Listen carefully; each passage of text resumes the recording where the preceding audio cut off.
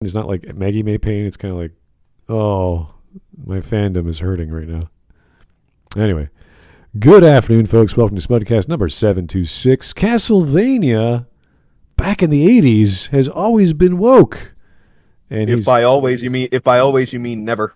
Until this. This is a tough sell because we're talking about the series as a whole, which is this massive, decades-long series of games, which was well before the age of progressive politicking and 1910 or 2010, 2020-ish musings. So I don't know how you translate that back to Castlevania 1 or 2 or 3 or any of these others. It kind of does he mean the games or does he only mean the cartoon? I'm gonna assume he means everything. Yeah. Because if he's saying always, then ugh. Yeah. Well, maybe he doesn't know the games.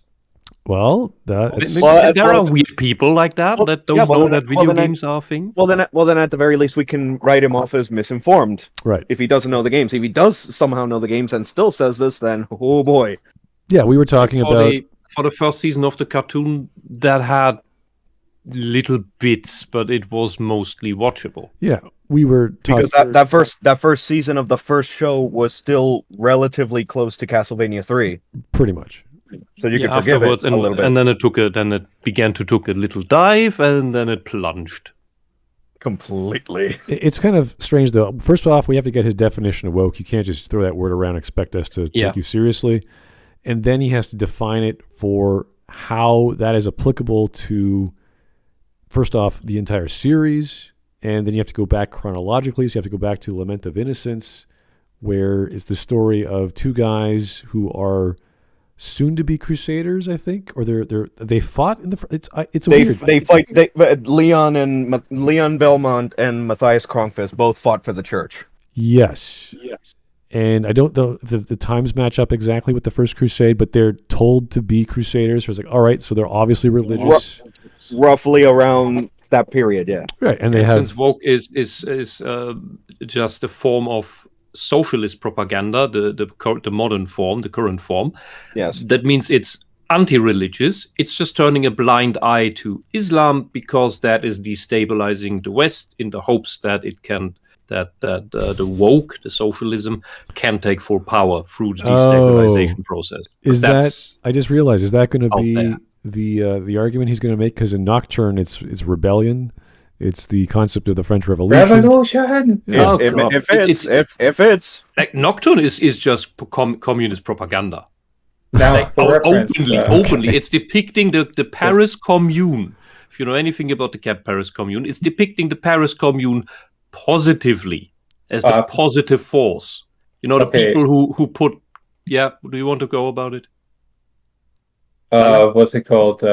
Right. So, for reference, I've not watched the other seasons of Castlevania. I watched Nocturne together with Whisp. So just throwing that out there, don't take my word as gospel. But I did sit through most of Nocturne. I quit before the very last episode, I do believe. Yeah. Because there is a ridiculous scene that takes place there that just sapped me of all my life force, and I had to go and lie down for a bit.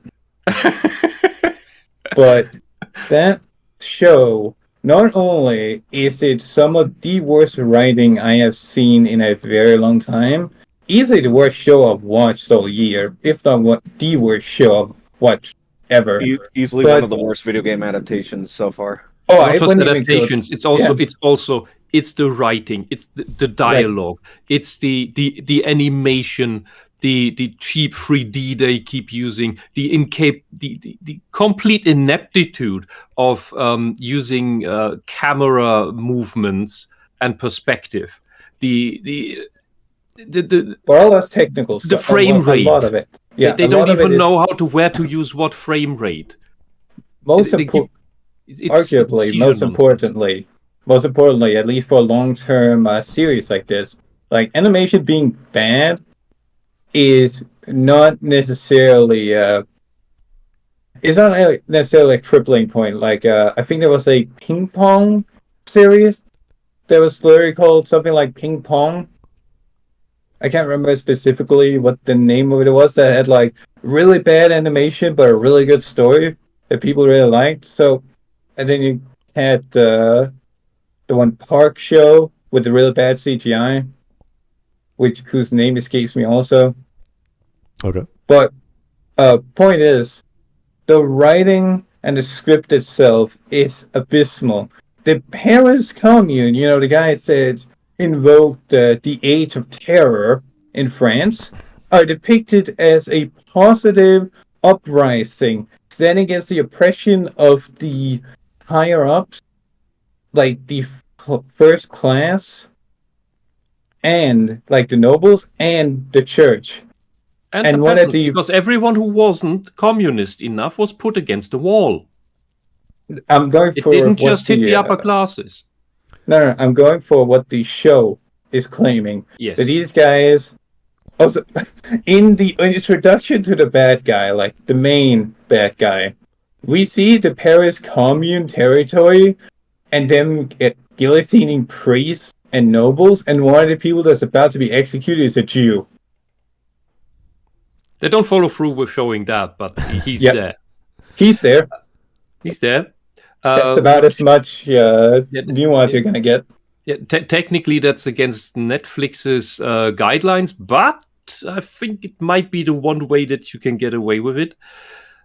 That aside, this show tries to dazzle you with great visuals. But it's just pretentious crap. It's like the previous seasons. They put the money into the backgrounds, and everything else looks like garbage. And they use this cheap CGI technique they use in Overlord and Goblin Slayer. Although in Goblin Slayer they use it sparingly and well enough for what the show is. In Overlord they use it cheap and campy, because it's a cheap and campy show, so that's okay. But in Castlevania, they try to sell you this is awesome, great animation, super expensive. But it looks like ass. And you see that it's just this horrible CGI crap with way too few frames. And it's always talk, pause, facial expression change, talk, pause. It's Hanna-Barbera. It's just glossy-looking Hanna-Barbera animation. I'm not kidding you. It looks like Star Trek the animation. All right. Well, we could go on. I have a big list as well. I'm not going to bring up anything unless just want to hit this home because Adi Shankar is a fraud. He's not making high-quality products. He's making glossy shit that is supposed to dazzle you so that you don't notice that you're actually watching garbage. Right. Well, again, I'm going to be devil's advocate here because this is not 100% horrible. There are obviously some good things, and I'll bring them up. Don't worry. And we're here to criticize the video, not necessarily Castlevania Nocturne. So we want to see... Well, anything that he dares bring up about the games to make his point, I will happily call him out on. The vampires are immune to fire and water. Apparently, they're scared of water, but they just don't want to pursue... They fight in the water. They fight in it. They roll around in it. They dash in it. They don't care. And in the beginning, a vampire jumps into a campfire. And puts it out immediately. I was trying to remember the scene with the bridge where Annette makes the ice bridge, and they all go across. The vampires just stop, and I'm like, "Oh, are they scared of water now? What's going on?" No, they also can't stand around. They're not allowed to chase. Yeah, they can now also stand around in decent enough daylight. With a little parasol, yeah. Anyway. Oh, not just that. That's already a contradiction. Annette didn't do anything other than just be captured by Dracula. Anyway, we can go to plot holes all we want later. Let's just get to the video and see what. There was one more thing. Yeah, he needs to define what he believes woke means. Because there's one more very important thing about this. Oh, everything has always been woke. Because this is an argument that people love to make recently. That, this has always been woke. That is the ironic thing about that is this is an argument at tradition. Something that the left is staunchly against. because they always want to move forward. They always want change. And now, when they can claim that, oh, it's always been our ideology, then we have to accept it suddenly. Then now it's tradition, and we have to keep the tradition. We can't change away from the woke. All right. Anyway, this video is 12 minutes and a half long. It should not take us that long to go through. And we might skip ahead in case he doesn't actually use proper arguments and setups and other statements we're waiting for, or else it's just him rambling about a thing he likes, which is not why we're here. So, anyway. The audience review score on Rotten 100? 100? The whip is animated. The whip is horribly animated, by the way. It looks like a bad flat sprite on the screen that's jostling about. That was only a few frames. While it's a long weapon that you have to put a high frame rate on so that it looks fluid. This show doesn't seem to use in-betweens at all. Right, it has a whole bunch of names for in-betweeners. The actual game had an in-between for the whip that was just a still shot, and that looked better than the fucking show. We're not here to argue about the animation. We're here to talk about the video. So let's focus on... He apparently loves it, so we... When the game itself does it better with worse methods, you know you're shit. Okay. I think in the preamble, I think we already established that we don't like the show and think that it's bad. Let's see what his counter arguments are. I'm trying to hold back. So am I. 5? Because I felt it was that of a similar quality and similar bent to the original. They did a lot of the same things. So what's the problem here? You say Deus Ex Machina. It's an irrelevant Deus Ex Machina. He just shows up basically and tells the vampires to fuck off. And that second season is going to be the biggest cash grab in all of this, considering Richter the game that he's involved in. Has absolutely nothing to do. And in the end, Alucard shows up, so he says he will have even less to do. Oh, it gets worse than that. The characters of... I'm trying to remember all the characters there. Edward, Annette, and Olrox, you could take them out of the plot, and the story goes along just fine. You might say, well, what about the ice bridge? Olrox is from the next game over. Why is he here? That's another issue. But if you take those characters out, all the main events, all the main climaxes, they all occur without any of these things happening, without those characters in them. So it's weird. It's weird to put all these side stories and side characters and subplots in here for no reason aside from world building, I guess. So... let's just, again, these are all obvious things, but if he likes them, that's fine. Let's see what he thinks. Apparently people have dog shit media literacy and never saw the connections in the first series. Projection. Okay. Media literacy. That is poisoning the well. It's just pure gaslighting. Oh, you just don't understand film you don't have any film literacy. Says the motherfucker that's watched old Who shows in his entire life. I think the implication is also that, seasons 3 and 4 were super woke, so you must like this too, because I showed the scores for season 1 of the first show. Yeah, I'm trying to remember. Is he referring to like Isaac being black or the 4 villains being female? They want to make a vampire matriarchy or something like that? No. He showed the scores for the first season of the original Castlevania cartoon from Adi Shankar. The first season is okay. The first season is watchable. And the first other shit isn't. All right. Because the first season is just the game. That's it. All right, here's Zeke Kyle. Thank you for the one, sir. Castlevania has always been woke. Oh, yeah, I remember the part of Symphony of the Night that Richter says, "You're a chud and a stochastic terrorist, Dracula?" And Dracula responds, "You will never be a woman, Richter Trumsmont. You have no womb, no ovaries. Also, I hate Okay. I also remember that scene in the games where Alucard was raped by twins. Yeah, well, that was after the flashback to his mom's death. Oh God. Oh yeah, and slavery was a big issue as well in the previous one, the previous series, as well as not really so much in this one, but it is also part of it, part of Annette's story. So they like the slavery angle. Yeah, well, I think his point is that there was at the end of the first show there was woke stuff, and you liked the first season of the first show, which didn't have much woke stuff. Therefore, you must like Nocturne, which is full of woke stuff. This is completely deranged No and logic. no. Anyway, let's just keep going. So What is he No, it's talking bullshit about? racism because France is full of black people in this show. How is it a metaphor that Isaac was black and a slave? He was literally a slave. Like, what are you talking about? You see, slavery is a metaphor for slavery. And the Haitian people rising up and killing all the white people, is that racism or is that counter-racism? Or is he Because the arguing- white people, the oppressive white people, that were all the vampires. So your problem are not white people, your problem are vampires. Maybe his argument is that all the vampires being white was a metaphor for white oppression of minorities. But we have black vampires, we have Aztec vampires, and even Yeah. in the previous Castlevania show, we had Mongolian vampires, we had Chinese vampires. Yeah, and all the worst people in the series are all diverse black vampires, or vampires that came from Egypt. 2 of them came from Allegedly Egypt. Egypt.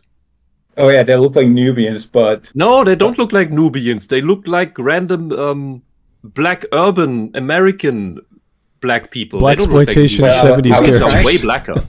I was trying to skirt around the subject, but sure, you go ahead. Yeah, no, I love how the what's her? I can't even pronounce her name. She has these big, huge goth high heels on, and she's all in leather. I'm like, Oh, this- the horseshoes. The horseshoes. They were hilarious. Like, is this a '70s black exploitation show? Like, what's happening here? It looks like a magical Afro black.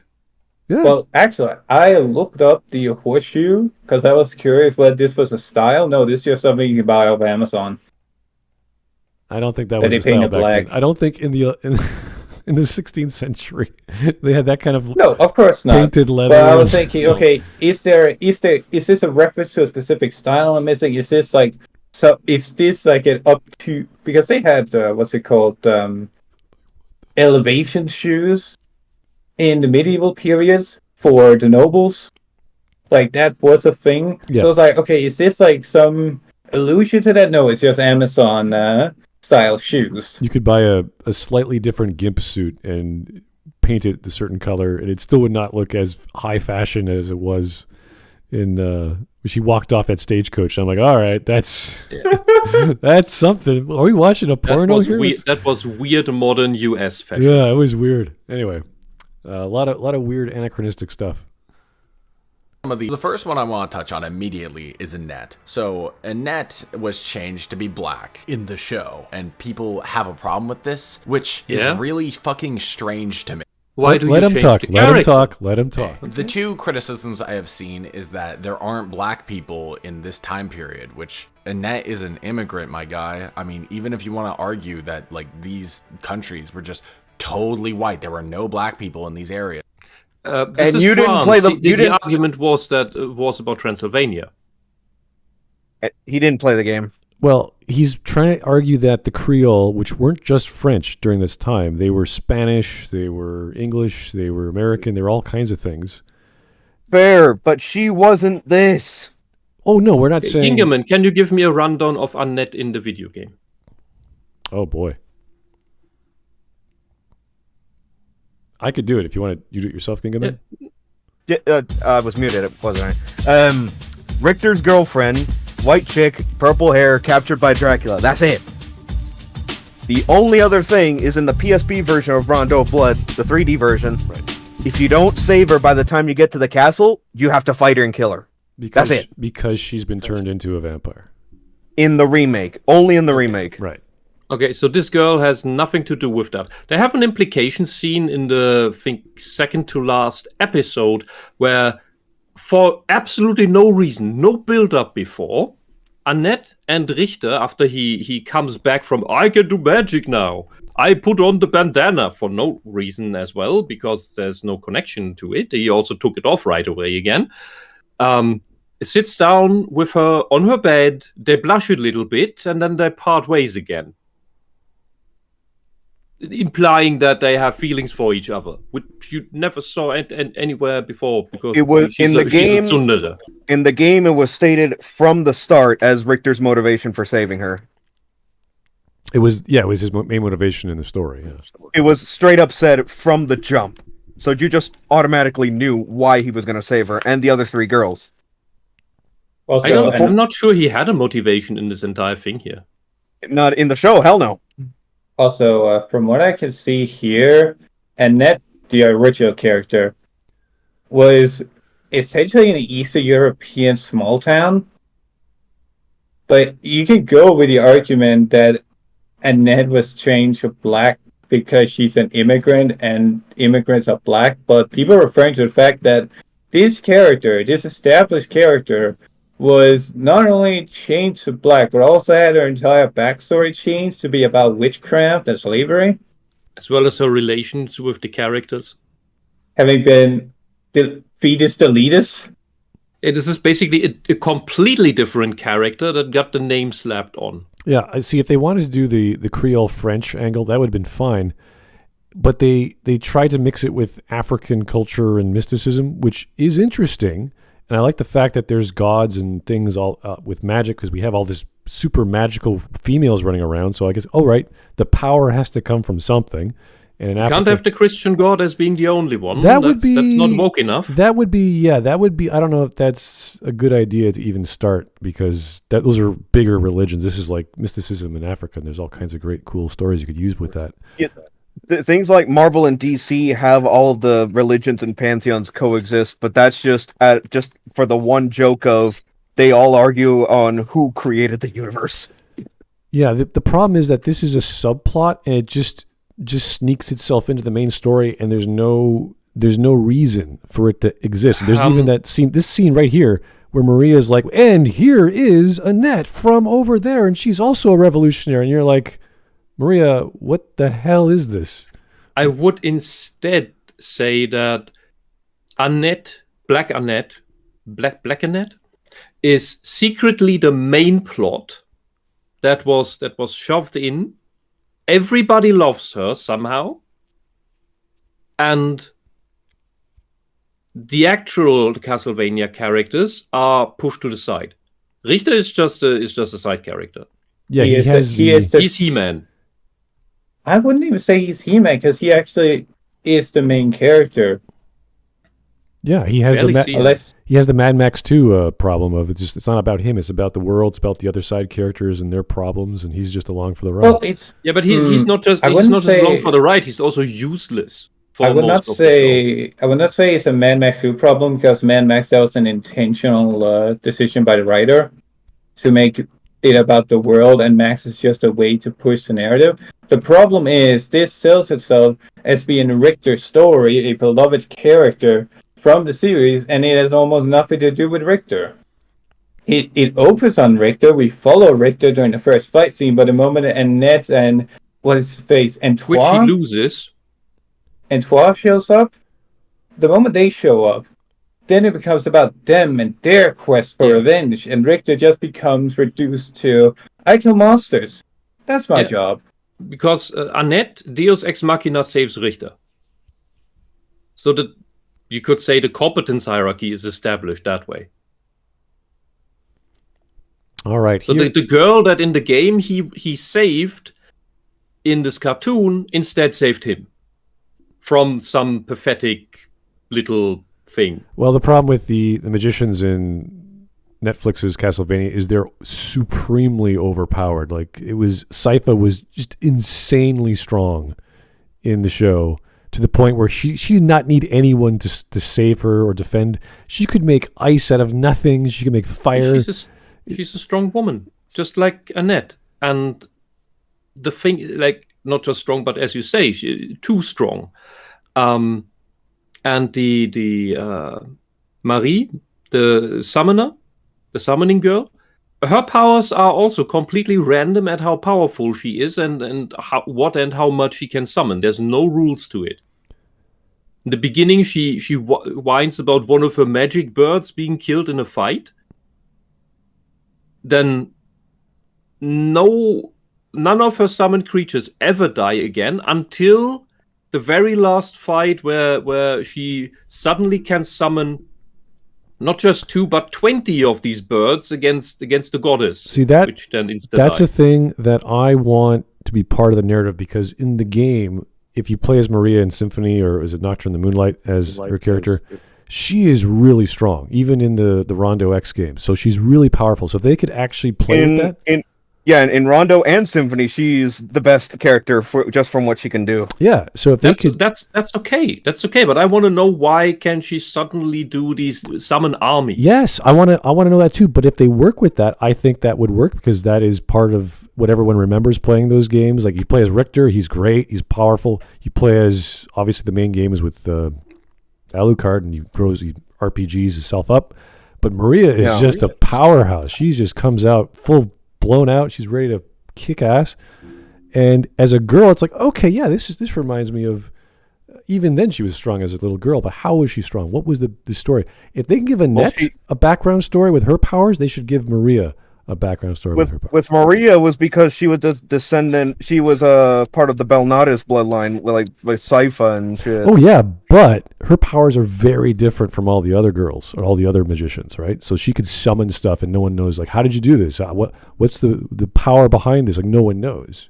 So if they go into that was Maria's specific vocation in the bloodline. Yeah, and they brought in Just, which is, believe it or not, one of my favorite characters because he's so weird. And Richter's grandfather, by the way. And they gave him the same problem that Richter had. So I'm like, okay, this is good. This is good setup. You have a character with the same conflict or whatever the main issue is of the main character, and you have him as a mirror or as a foil or as some sort of counterpoint to what's happening to the real characters. The real character goes, oh, look at him. He's solving his own problem.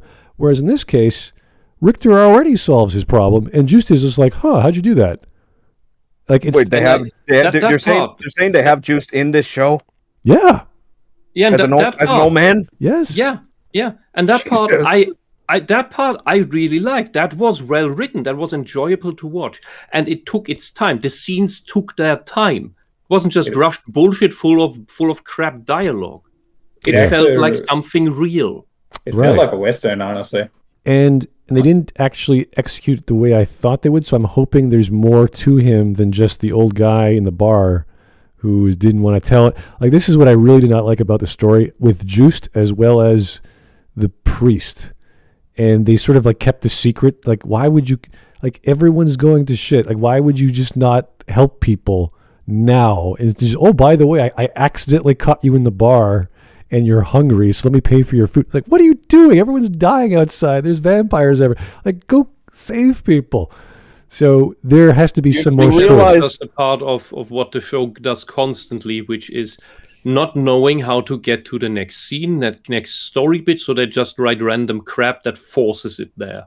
You realize what makes this even more shit by them bringing in Just, right? That this is actually the first time two Belmonts interact without any outside interference. Yeah, and I like the comment by Ego in the chat, because I was thinking of The Last Jedi with Skywalker, and I'm like, yeah, this is like a better setup than what they did with Luke. And why did this have to be the media where two Belmonts interact without any outside influence? What the hell? No clue. Because it's tech writing. But the only other time is what, Judgment for the Wii, which was a god awful fighting game. Oh boy. But to elaborate on my statement before, I said it felt like a Western because it had the setup of weirdo in bar, character perspective enters bar. Even stranger weirdo shows up demanding to fight the weirdo in the bar and says something ominous, which is, last time I met you, you promised you'd kill me, so here I am. What you gonna do, fag? And then the guy goes, well, did I now? Well, let me make up for that. And he immediately kills him. Oh, well, I think they thought themselves clever because Quetzalcoatl didn't do that. They did the opposite. Absolutely. But the reason why I like that scene is because he cracks the table in doing so. And then the bartender goes, "Can you paint carpentry?" Yeah, that was a good joke. That was probably one of the few good jokes. Not only is it a joke, it works because that is something somebody like that would absolutely ask. Mm-hmm. Oh, humor is better when it characterizes people. Yeah, and on Quetzalcoatl, who is gay like every other man who's not Richter, I foretold that he would be the good guy. He would be I'm actually not evil vampire after he killed his mother and told him, I'm not going to kill you. Get the fuck out of here. All right. I called it. The use of Olrox was a bit questionable. Anyway, let's keep going. Here's Robert Down Syndrome More than Jr. a bit. Remember also the guy that made Netflixvania was the guy that spearheaded the Abu is racist toward Indians movement. He didn't make that faggy documentary, mind you. The problem with Apu, really? That was some other infection. He's also set to make an abortion of a DMC anime. Oh, really? And that's going to suck, too. He's doing... I thought that was something other than Adi Shankar, the Apu thing. I thought it was another Indian. I didn't know we were going to have another DMC anime. That was news to me. The Apu thing was, I think, what was his name? Hari Kondabolu. That was his name. Yeah, Adi Shankar also wants Berserk, I have heard. And don't give this guy anything. Okay. Don't give him anything. He makes shit. If you want to give Berserk to anyone, give it to Madbox. All right. Well, we've been... This guy, he's the Uwe Ball of the current generation. We've been paused on this stream for a while. Yes. Let's keep on going. At least Uwe Ball movies you can laugh at. Historically false. You're just wrong. But sure, let's pretend that that's real. And that is an immigrant, so that point doesn't fucking hold up. Secondly, it's different from the game. Dude, why do you care? What? Because we are fans and you're not. What the hell kind of... It's an adaptation. Tourist. Why shouldn't it be close to the game? That's the whole point. You fucking tourist. More than anything, I'd want to see I want to see it faithful more than anything, and it's not faithful to anything Castlevania established. Also, with Castlevania, across different games, the same character looks differently already, so we're used to that. That is your derangement that you care that it is different. In the games itself, it's different for every game. Again, it's like but if you argue for let's make the changes, you have to make an argument for the changes, not for keeping it original. You're not a fan if you just want to change things at random. All right, you're not a fan of anything. That was pretty pathetic. I have to say that's the dumbest thing. Lore, who cares? Okay. This is so far. This is the most low-tier socialist argumentation I've heard. Simon looks different in Castlevania Judgment than he does in Castlevania 1. The design thing, we're used to it with Castlevania. They change it every. They change them every other game. This is more than just some design changes. I know it's more than that, but it's just fundamental. I know. Just taking that point on its own, we're used to it already. Also, does this mean that this Black Net is gonna end up with Belmont? I doubt that very much. It was implied that Black Net is and Richter have feelings for each other. After she hates him, I don't know. It's kind of weird. No. When he returns, she suddenly likes him and said, after he demonstrates the blue flame magic, she immediately says, "Oh, I always knew you'd make it." Really? Right. He exit out on that one. Okay, he apologizes for running out on her and the rest, and we'll probably get to that. Hopefully that guy will get to that. But he runs away like a screaming little baby and goes to have a little cry at the side of the river, or the pond, whatever. And then he comes back with the blue flames, fighting alongside Annette and the French girl. And he goes to apologize to Annette and the French girl, and they immediately like, "We knew you'd come back." Black Annette is basically a softer version of Amber from Invincible. I was gonna say he doesn't have to apologize for shit. He's the goddamn chosen one. Black Annette's character is only I suffered. Everyone else didn't suffer because I suffered worse, even though I don't know how you suffered. But definitely I suffered more, even though I just heard your fucking PTSD story of how your mother was killed in front of your eyes by a super vampire. But my story is way worse because my mother was killed by a vampire. Wisp sounds hyperbolical. She says that in a scene, 2 scenes actually, says that I paraphrase. Richter and the French girl are just children because they don't know suffering. Yeah. All right. Let's keep going. What a bitch. Genuinely, why do you care? Annette in the game is not a real fucking character. Annette in the game is a damsel in distress that... So, damsels in That is a distress character. are not characters? That's a straw man. You're reducing it to a trope. Character. So, The motivational character is not a character. Okay, weirdo. Okay, so you see people who are not front and center as furniture. Who's the misogynist?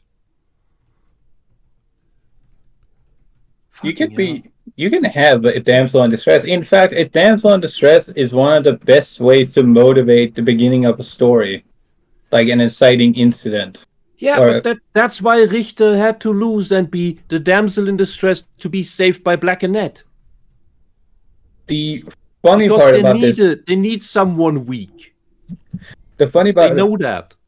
the funny part about the claim that Annette is not a character is that her whole arc, as far as I understand, is that she eventually gets turned into a fucking vampire and tries to fight Rick.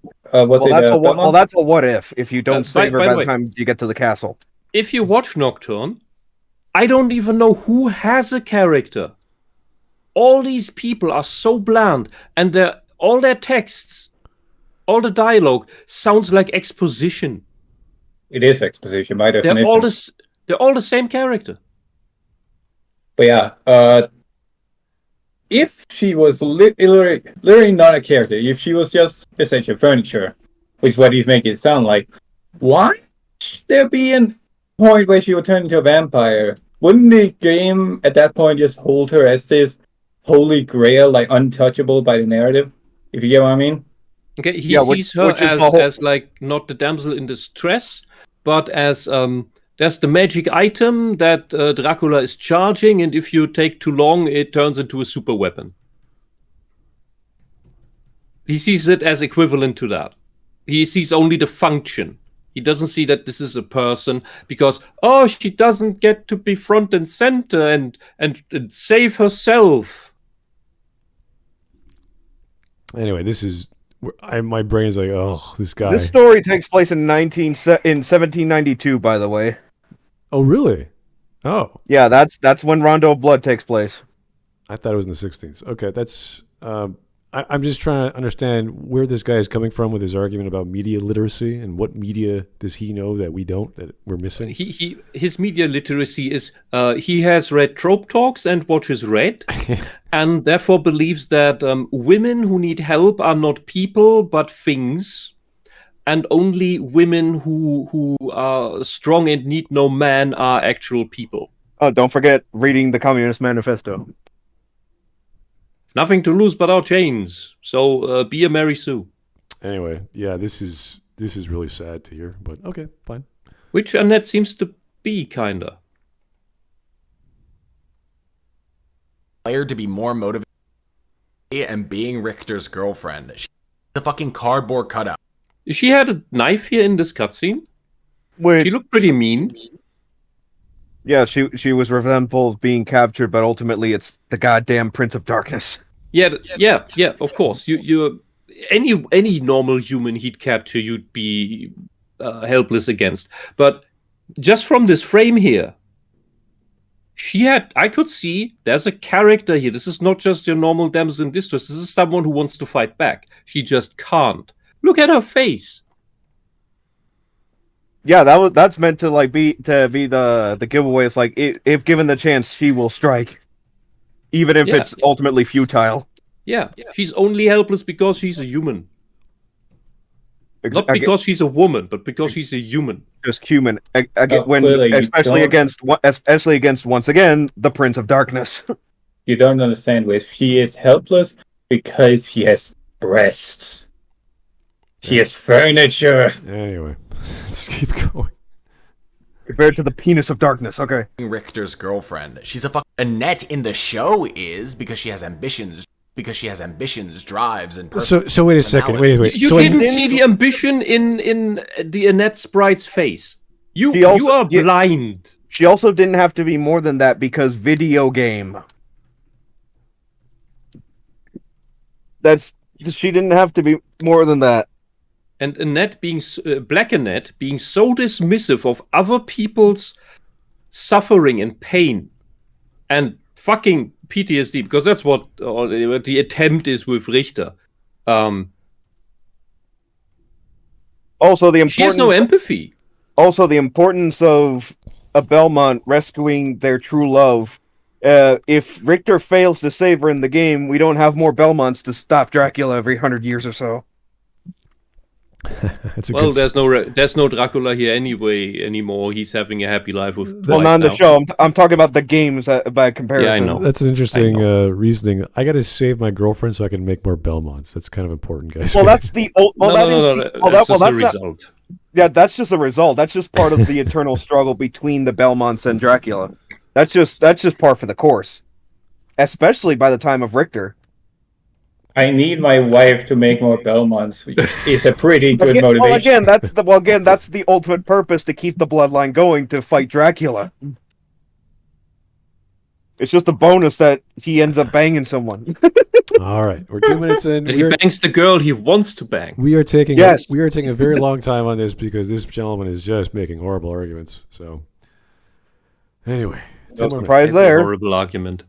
Very horrible. Name is a fucking fake ass character that nobody should give a shit about. What the heck? This guy is pissing me off. Why should not we care about the main motivation of the game? No, because he's a race fetishist for communism and rather likes the asshole that we somehow should root for because she's black and freed herself from slavery in the Haitian massacre that happened years before it actually happened. Well, I was gonna say, yeah, you're right. I was gonna say, yeah, you're right. She's not a real character. Fuck her. So technically, if we're going by the argument that Annette isn't a real character, he is correct if you talk about Blacknet, because Blacknet is specifically referenced as a slave of the Haitian Revolution that broke free from the chains of bondage. However, this show takes place about 12 years before the Haitian Revolution. So if we're following history, which the show clearly wants to, otherwise it wouldn't flash the big title scroll of 1792, then yeah, Blacknet does not exist. She cannot exist because this Haiti would still be owned by the French. The incident that she's connected to literally did not happen yet. Somebody also has to give me some references to the famous French Haitian opera that sang in English. Well, there's the Vivaldi that what's his name sings in the jail cell. The French one I don't know. I'm not familiar with it. On Haiti. Oh, did Haiti have opera that was training half-black guys, half-black gay men into being opera singers? That's sopranos. A very good... Yeah, how did that happen? How did he get cultured enough? How did he know the language? How did he train? Who was his sponsor? Who owned the opera house? You know, all these how did this guy come? The French having a fable for English opera. Yeah, in the Haitian country, I was like, whoa, they have opera houses in Haiti. Wow, I didn't know that. I guess they really did import all their culture from Europe. I don't know. Vivaldi. It's like, yeah, let's bring it in. Okay. Well, people will love that. Will they? Will they really love Vivaldi? Who then, when he sings, remembers his life and frees all the other demons from being demons, makes them remember themselves. I thought that was, romantic and kind of cute because it's music, it's powerful, but at the same time, did these guys actually know Vivaldi? The whole in France. I thought the whole Forge Master thing was to graft demons onto corpses. Okay, Wisp, I looked it up. because I was tired of the unknown. So there was actually, point for point, an opera play area called Comédie de Port-au-Prince, also called Salle Misplaced. Salle Misplaced in Port-au-Prince, in Saint Dominique, also known as Haiti, which was an opera house. Oh, really? Okay, they had an actual opera house. Cool. That ended during the start of the Haitian Revolution. Wow. They must have really dug for that. Cool. Okay, cool. I'm happy that's actually a thing, because it sounds so fucking ridiculous. You know what's also... Well, I can actually give them props for this, because the show takes place in 1792. The opera house ended its operation in 1791. So, timelines just about match up. A lineup. Still no massive Haitian revolution, though. Yeah. And I like how they brought in the vampire from her whatever orchard she was a part of that just happens to be, I'm going to go follow the new god or the Messiah. I'm like, what? Why? You own land. You own all this stuff. Like, why would you escape to France? There's no reason. Anyway. Well, they escaped to France specifically to hunt down like the one of the escaped slave masters with their justification to come into France. I guess he wants his property back. I don't know. It seems very far fetched to go all the way around north. Get off of ye old lawn. Just to you were my slave girl. Like, what? Really?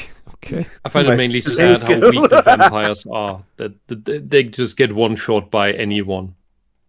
Oh yeah, the opera singer that has no magic, no nothing, kills several vampires in episode 2. Oh shit! In melee. And night creatures too, with a saber, mind you. Yeah. Anyway, keep going. Oh shit!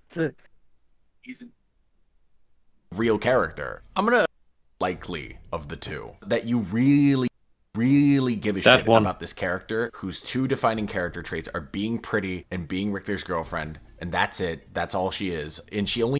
Yeah, I'd save that one.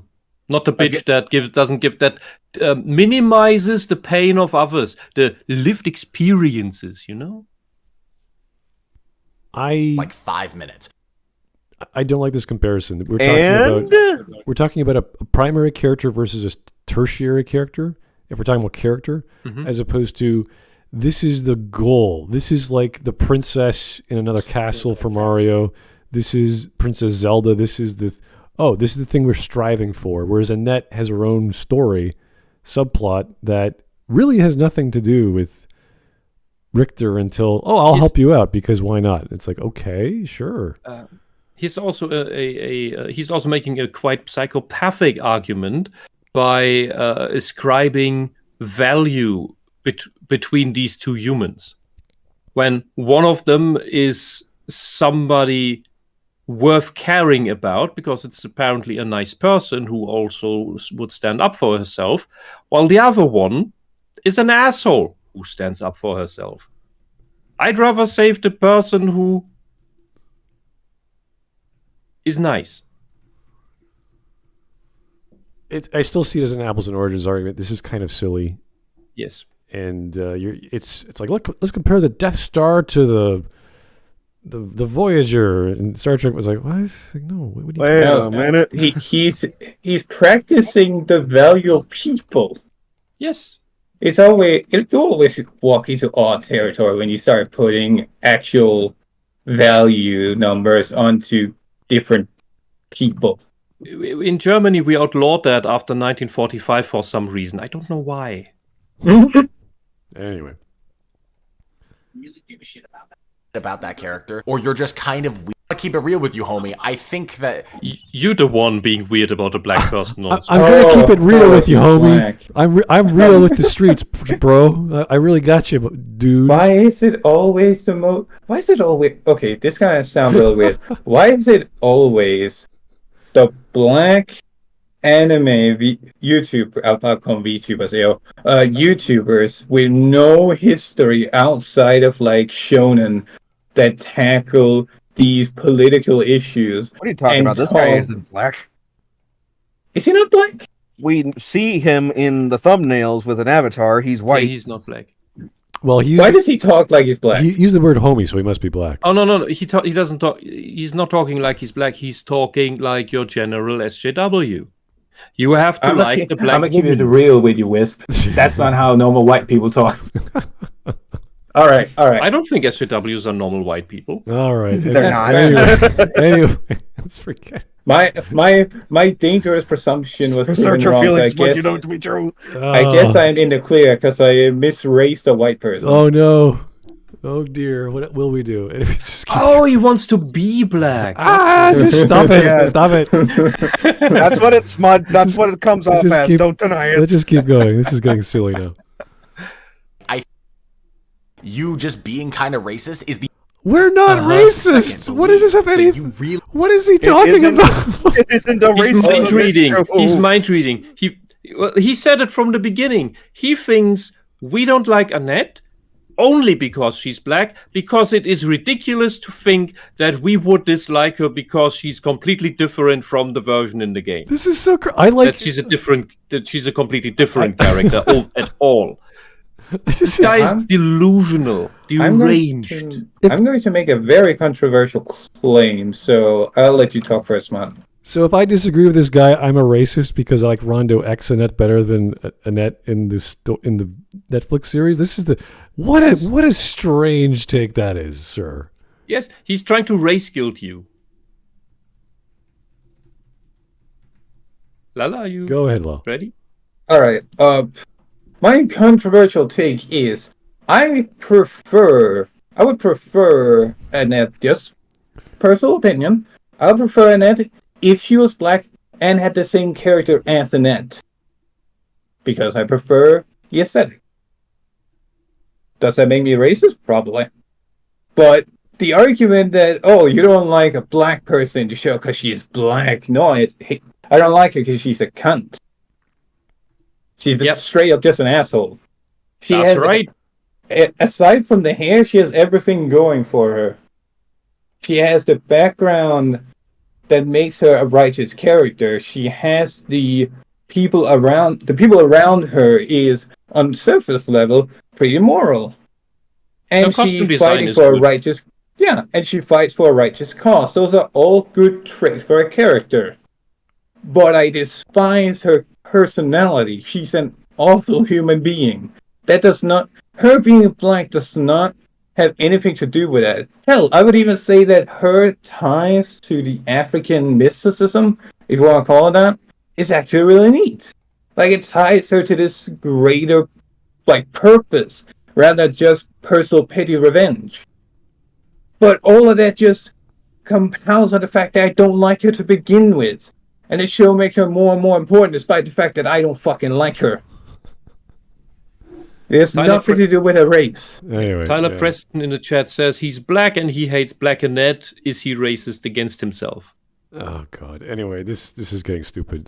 Let's just try and get through the first 3 minutes of this before we go crazy. Yeah.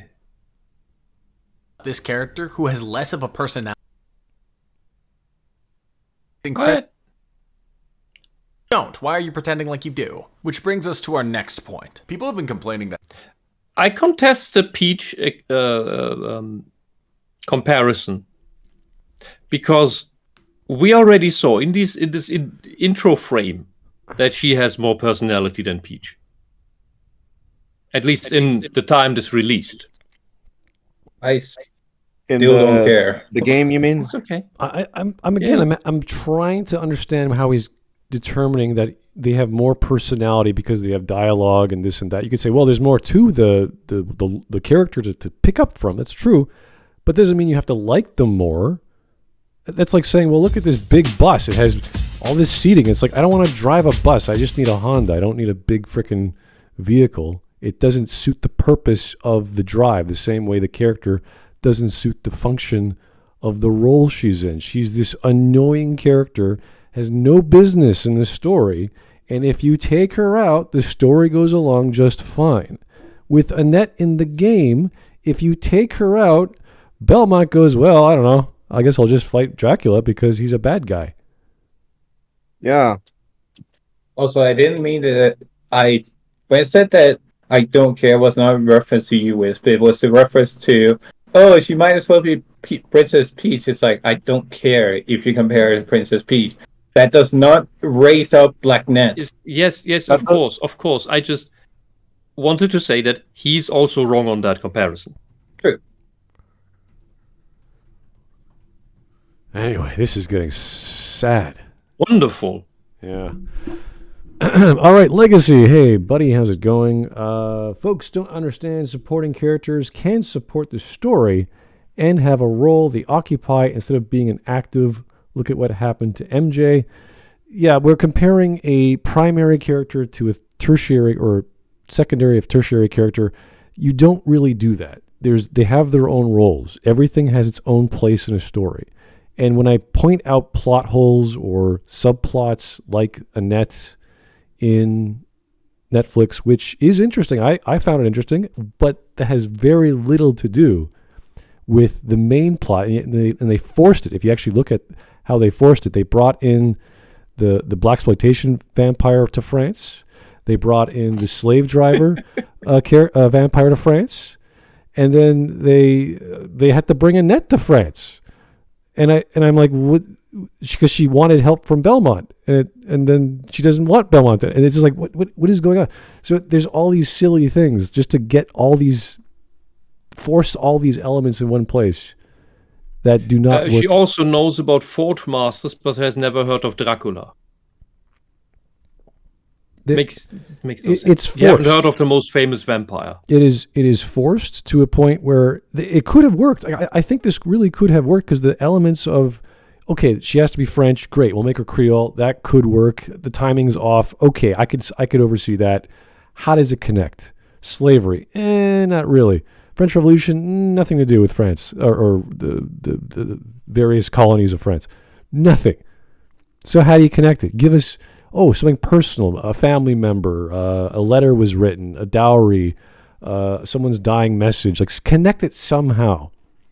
And then make the logic go, okay, now that I'm here, I have to do this for my dying mom's wish, or my friend, or I believe in Maria. She's such a great person. She reminds me of my sister. Give me something. Not just, I'm a revolutionary. And then she just kills the freaking slave vampire like it's nothing. And it's like, why are you here? What's your motivation? What are you trying to do? How are you here if you could do that and at any point?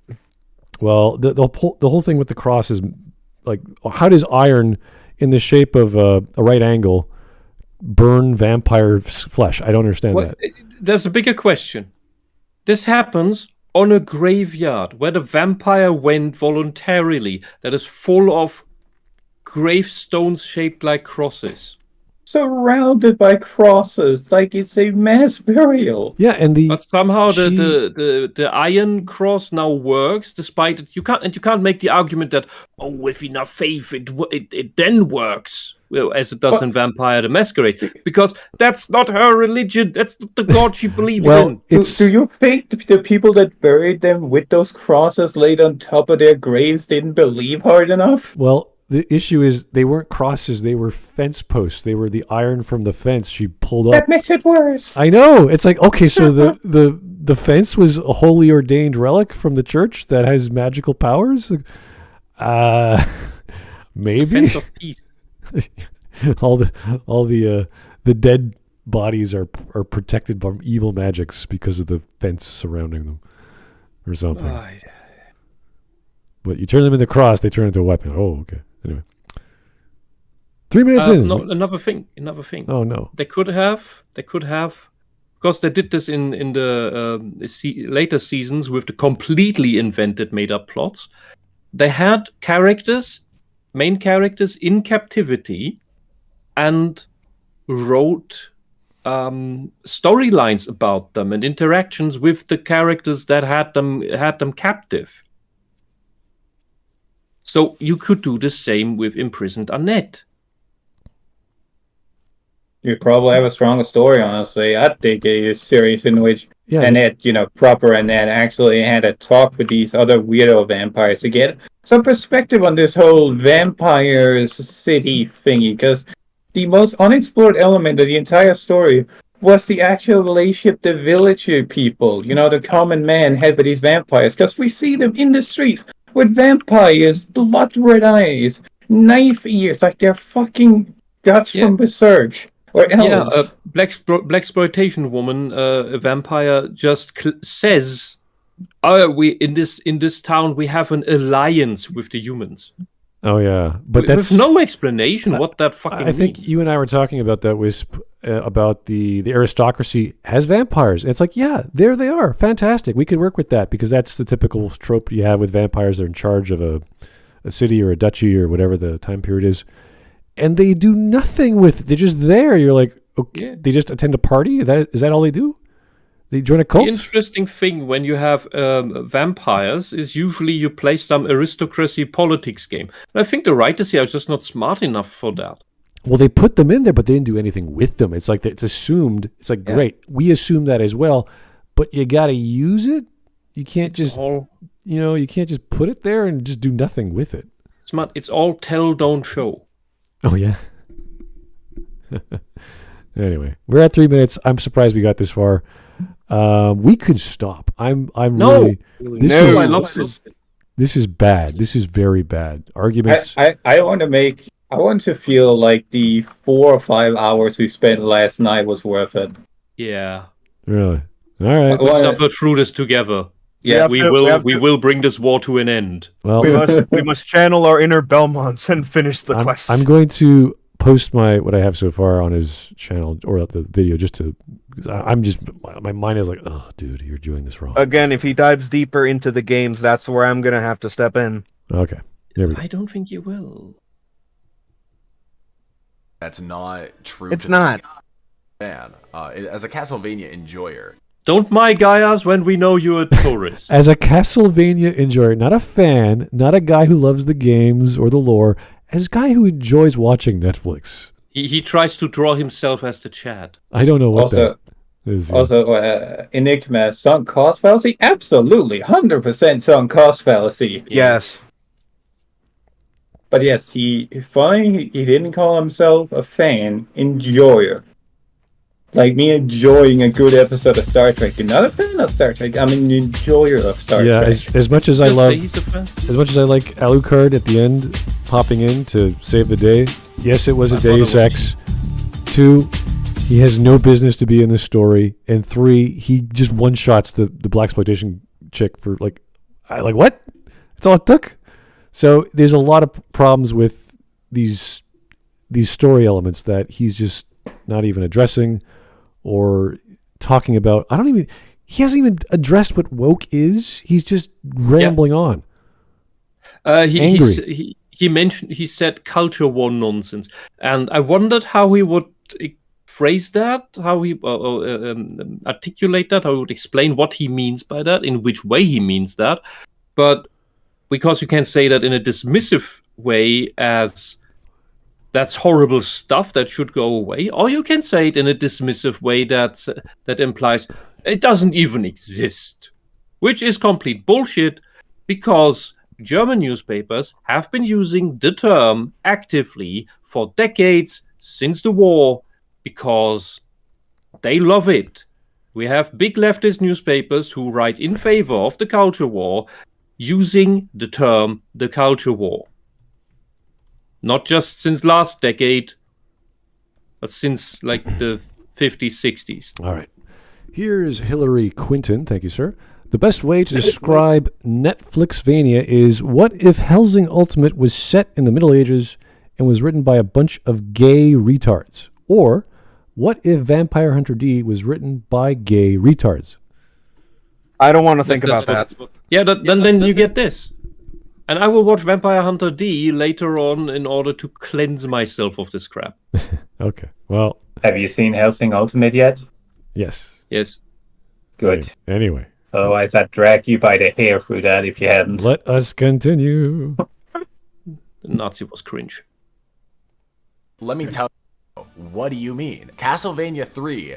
Yes, You they could are. write a good one out of it. Or put several games together, like the first show tried to do with Castlevania 3 and Curse of Darkness, which take place one after the other.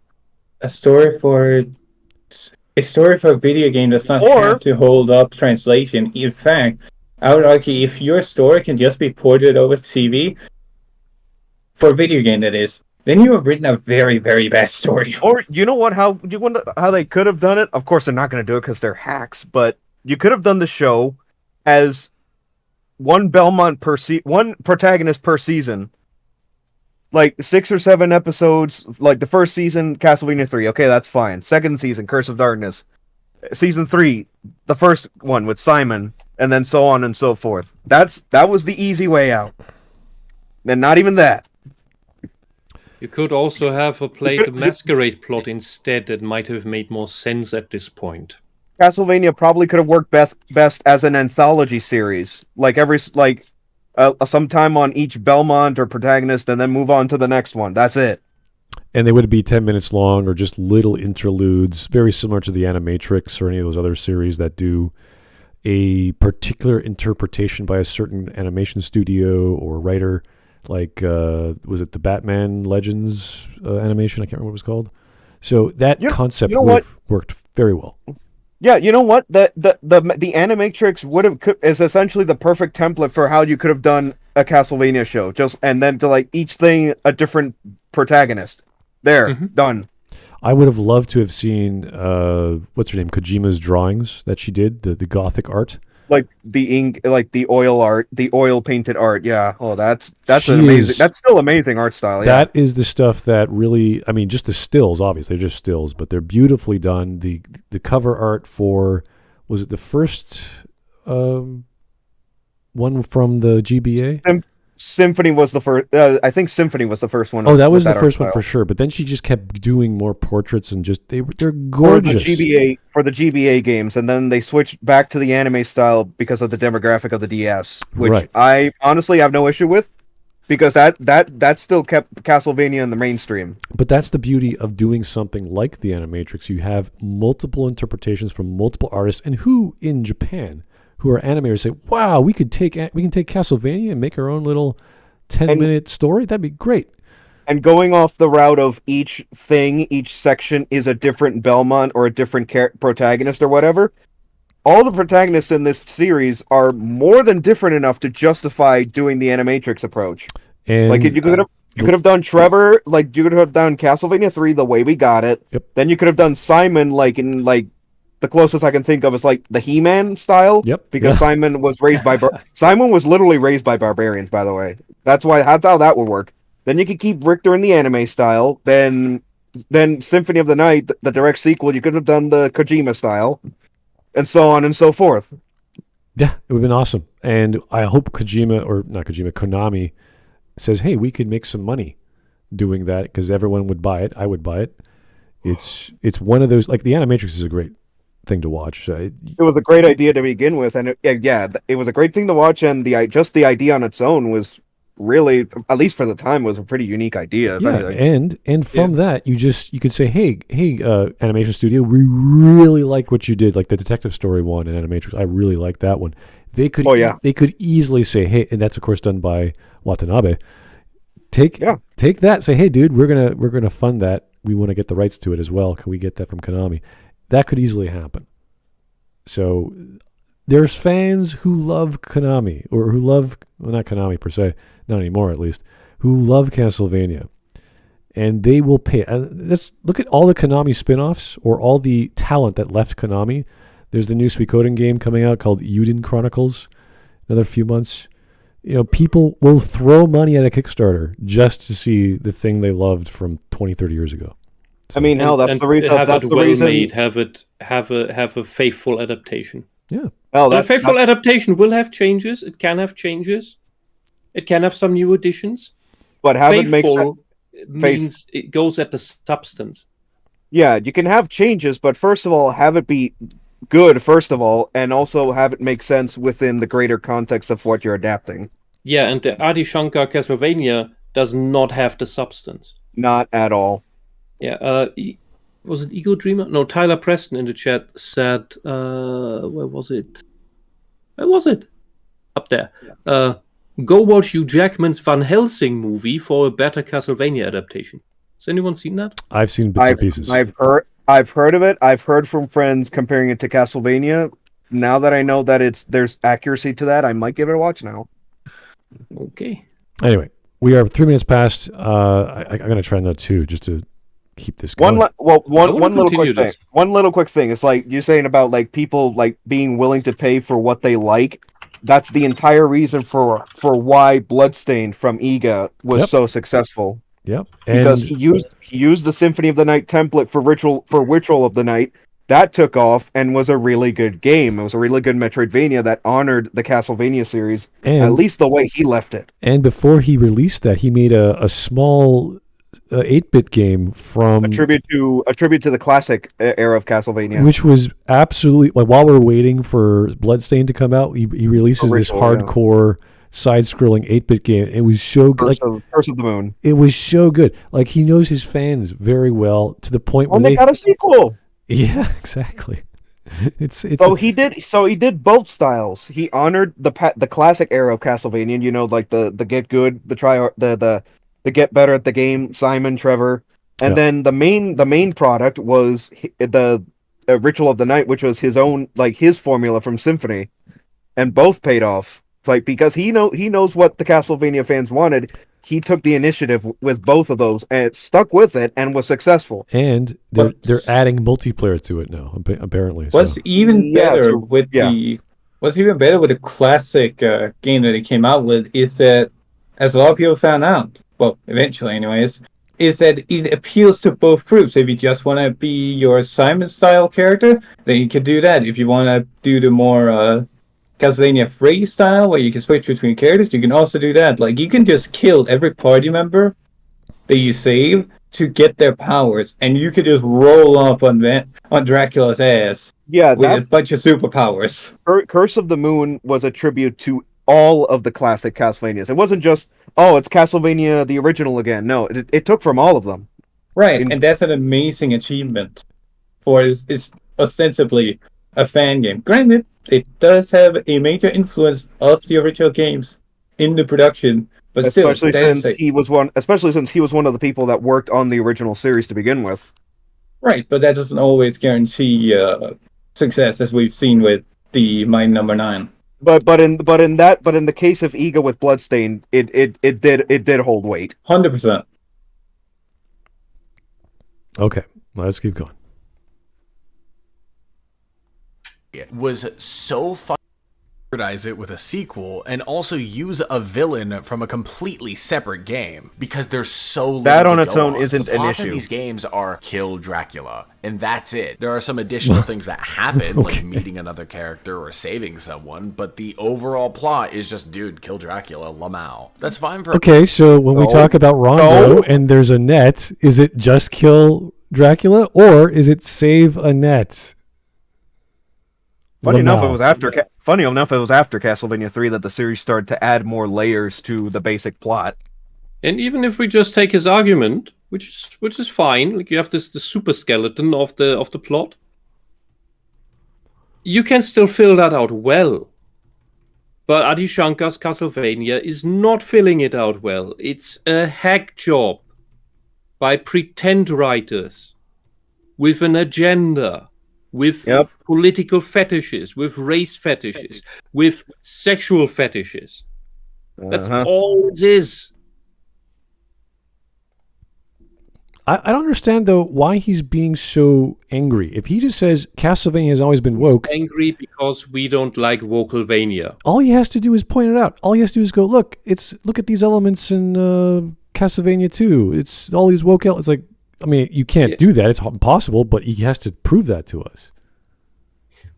Hopefully he will. Hopefully he also explains to us what woke is. Yeah. But he also he already called us racist for not liking Black and Net.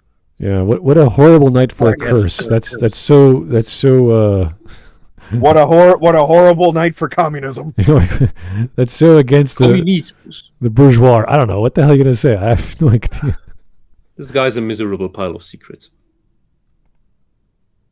but for a show, I'm gonna need a little bit more than that. The entire story of Rondo of Blood is about 15 minutes long. That's not even long enough to hold up an entire episode of the show, let alone an entire season. That's quite 15 minutes is quite a lot for an action console game of the time. Well, also, the gameplay itself is part of the story as well. Yeah, when you take the argument of, well, there's so little to work with, it's like, well, you still have to work with it. You still have to use what's there and then extrapolate and expand.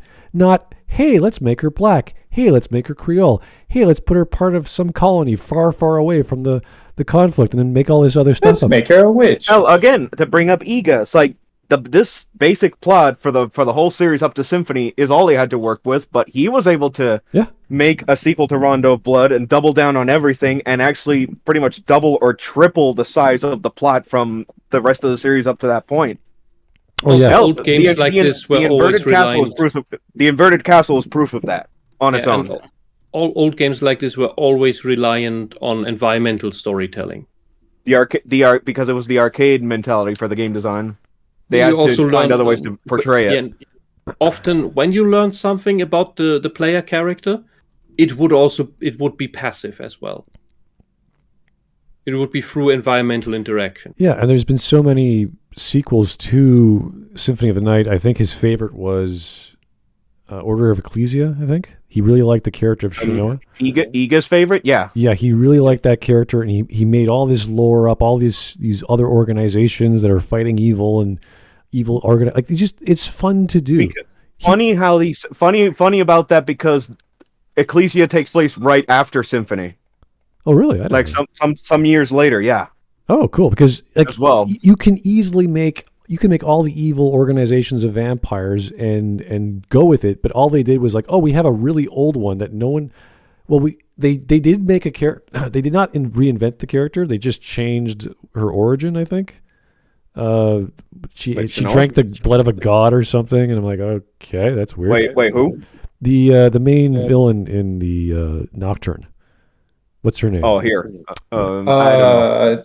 She's an incomprehensible QR code of a name, but she's the daughter of Sekhmet. Right, so she drank the blood of a god, and she could, for whatever reason... She was a priestess of Sekhmet. For whatever reason, she decides to use her magical powers this very moment, as opposed to any other time in the past where she could have done all kinds of other stuff, but no. Hell, you could have also brought back Carmilla. Carmilla was in Rondo as well. Yeah, I was about to say Carmilla, but that's not her name, so I was like, wait a second, what other female vampire? No, I know that's not the same. I know that's not the same character, but you could have just had Carmilla in that bitch's place, and it would have been the same thing.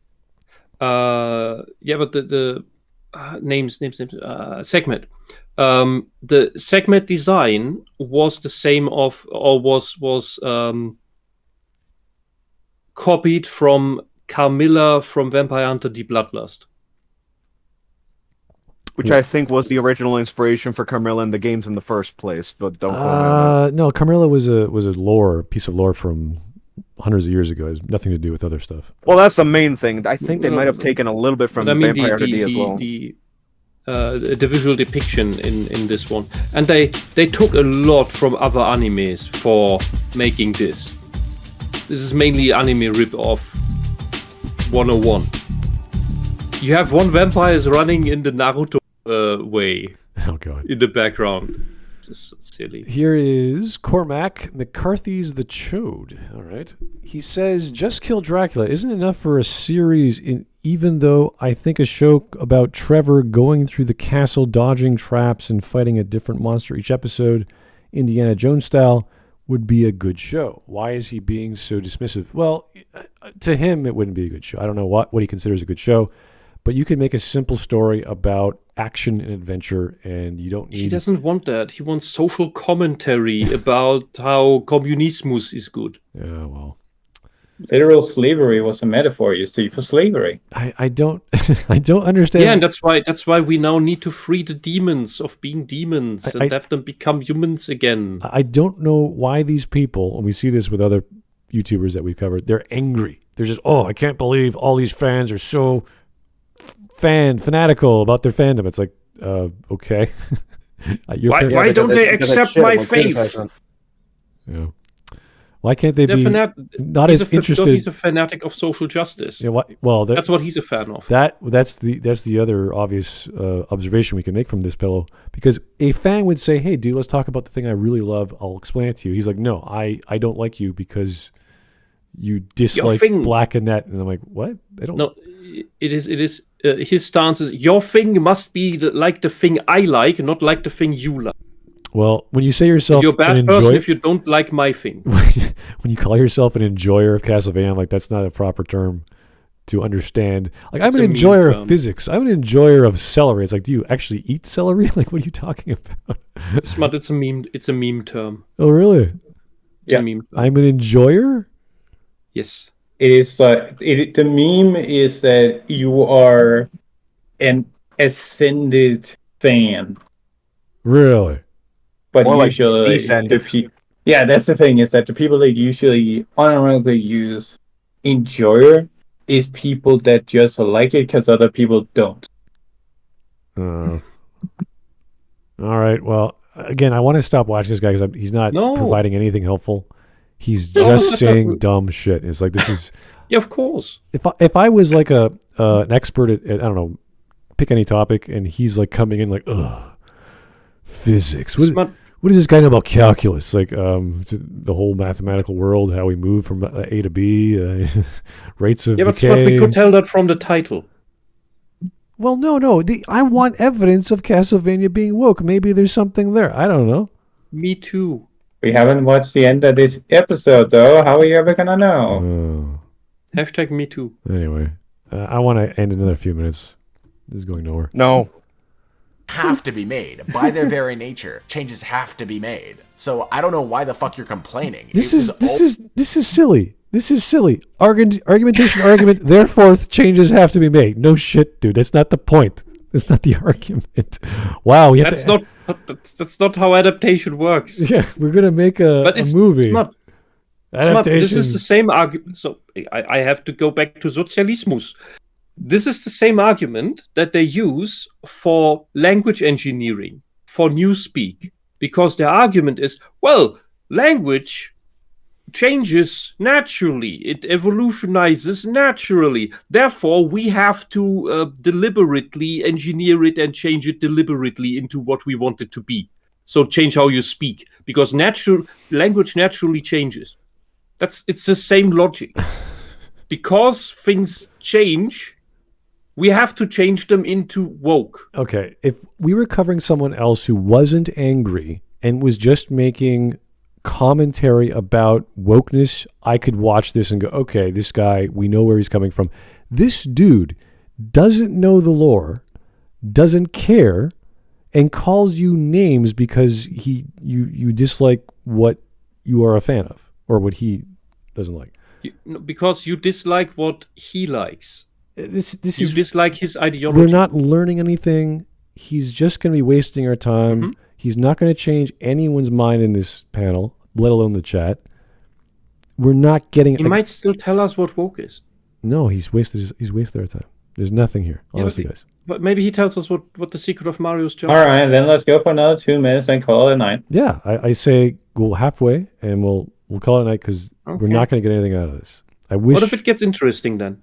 Then we'll watch it on our own. Don't worry. We'll keep going. If there's something of substance, like if he was an animation expert or something, then maybe we can go from there. But he's nothing. He has no expertise. He has no criticism. Well, maybe, I don't know, but he's not bringing that to bear. So I'm just like, this is nothing. This is a nothing argument. You're being emotional. You're a little child screaming. This is not something I want to deal with. Mm-hmm. Okay, I have nieces and nephews who scream a lot. I could deal with them. Okay. And Budget Brick in the chat. When we're done, rewatch the stream from the beginning. I give a lengthy explanation of what all is bad about this show, and I was not done. I know, because that's another. That is not something I want to sit through. Anyway, let's keep going. It's okay. The source material. People specifically upset that it takes place during the French Revolution. The game is just a few years away from when the French Revolution starts, so it's not like the time period is wrong. And it's not mentioned in the game at all because it's irrelevant. But it is wrong. Like, his argument is, oh, something was changed at some point, so everything is up for grabs now. Why don't the people have wings? Let's give everyone wings because changes are good, right?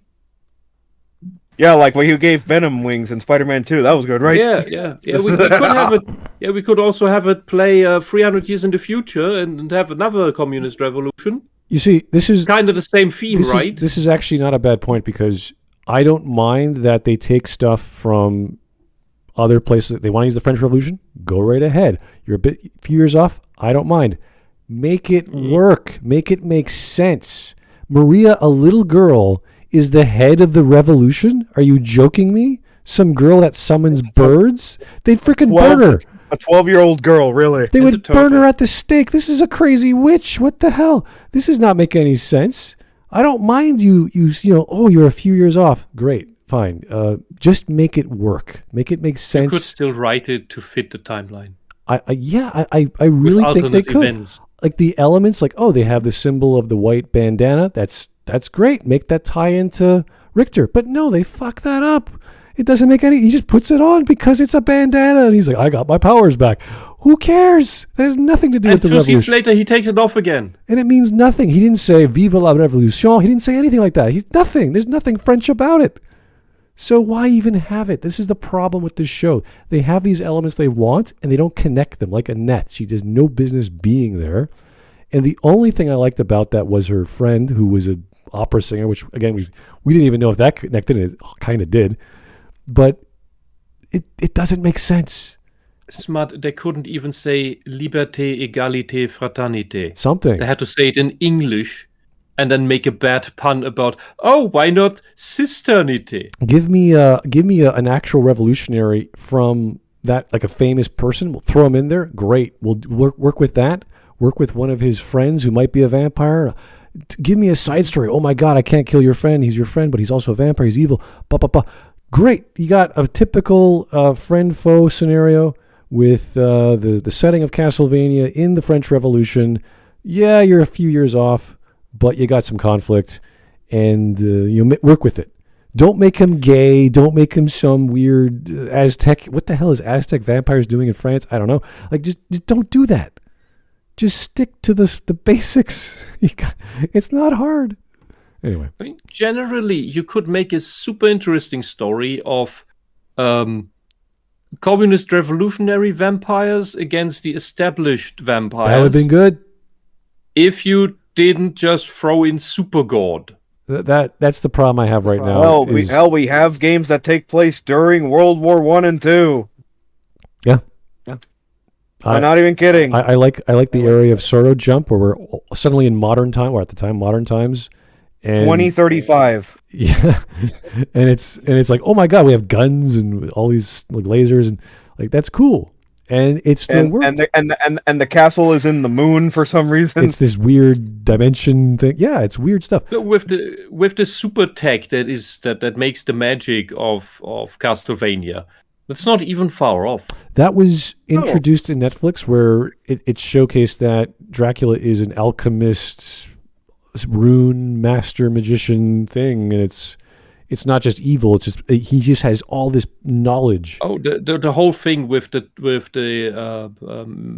complicated clock tower stuff in the background in Castlevania always gave that vibe to me that this is just super technology. Yeah, right. Because you don't need so many clocks for a clock tower. Funny enough, that was an element that was introduced in the Lords of Shadow games that was retconned into the main series. Well, there was the fact that he is that intelligent, he is that skilled, and has all this ancient technology to work with. Yeah, and the whole element that he has those nails of his that you could etch onto, like, I think was Alucard doing that? He was etching onto the doorway thing, or the way that makes the castle teleport. Yeah. That's good. Like, you're giving us a little bit of magical understanding of the weird mysticism of Dracula or Castlevania. And they could have kept running with that. They could have kept, like, where was the librarian? That's what I really wanted to know, because he's part of Symphony of the Night. Yeah, well, we're not. The show isn't at Symphony of the Night yet. That's why. Oh no, not for Nocturne. I was wondering like when does it connect to Symphony of Night? Yeah, it's like 10 years later. How like the exact time frame? 5 years later. 5 years later? Okay, fair enough. Because it's 5 years after Rondo that Richter goes missing because Shaft came back and brainwashed him. But and that's 5 years after the main story is when the castle comes back, which is also when Alucard wakes up. But now that the castle has been used as a village center in the previous series, it's like, okay. That's not gonna happen now. Yeah. It's not gonna mesh. And now that Alucard is here, they screwed up the timeline. Maria is supposed to be interested in him. She's a little girl. This is not going to work. Now, I mean, she's met him already. Is she going to have her mind erased? Like, all this dumb shit has to fix the problems of lore. And you just made a mess. This is worse than the S.T. Perry novels for the Resident Evil series because she had to keep up with the game lore as they were coming out and as her books were coming out. It's like, oh my god. Anyway, I'm done ranting, but there's all these basic writing things that could have happened that could have used all of the lore, as limited as it was, done it a service, and then on top of it put the French Revolution, the slavery in other parts of the world. They could have done that, no problem. You would need to be creative for that. You would have to logically connect the dots. That's all you would have to do. But yes, that does take some effort. Anyway, let's go for another minute or two because, again, we're not getting anything out of this guy that is going to help us learn anything. Transylvania, but whatever, who cares? Oh well, like, were you really that attached to Transylvania as a setting? Yes. Why do we give a shit? I would understand if the original series... Well, for somebody so woke, why are you so culturally insensitive? To Transylvania. Yeah, vampires are the Romanian Transylvanian thing. But you have to culturally appropriate that to every place in the world. Asshole. Games emphasized the specific culture or feel of the setting a lot, but they don't. The original series just kind of made it generic fantasy Europe, and the games take place... What? No, that was not generic fantasy Europe. Generic fantasy Europe. Have you ever seen an isekai, my friend? Is he going to bring up, this is not Baroque, this is not the Renaissance, this is not the classical era, it's all just columns and blah. Who knows? It's like... All he's trying to make is dismissive arguments for, this should be changed any way that I like it. Because everything is up for grabs anyway. I am so uncultured and I have no idea the art style. It's just generic, guys. And you have to like the thing I like, because I like shallow things, because I'm a shallow person with very little knowledge about anything.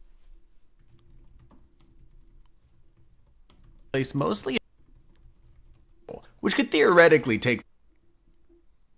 Because, well, Because it's a vampire. It just happens to take place in Transylvania because I know what, Mr. YouTuber. What do I know? What does this tie into anything important with vampire lore or understanding of where vampires come from? Could this be important to the Castlevania theme? Not because of Bram Stoker. Bram Stoker's story is based on who was Dracula again? Vlad Sepesh. Yes. The third, I think. Well, in Castlevania... And his name only meant little vampire. Because not vampire, little dragon. Also, the actual dragon was his father. I was going to say, I just came back. Also, since you guys mentioned the Bram Stoker book, that not only was that the main inspiration for the games, but the book is canon to the games.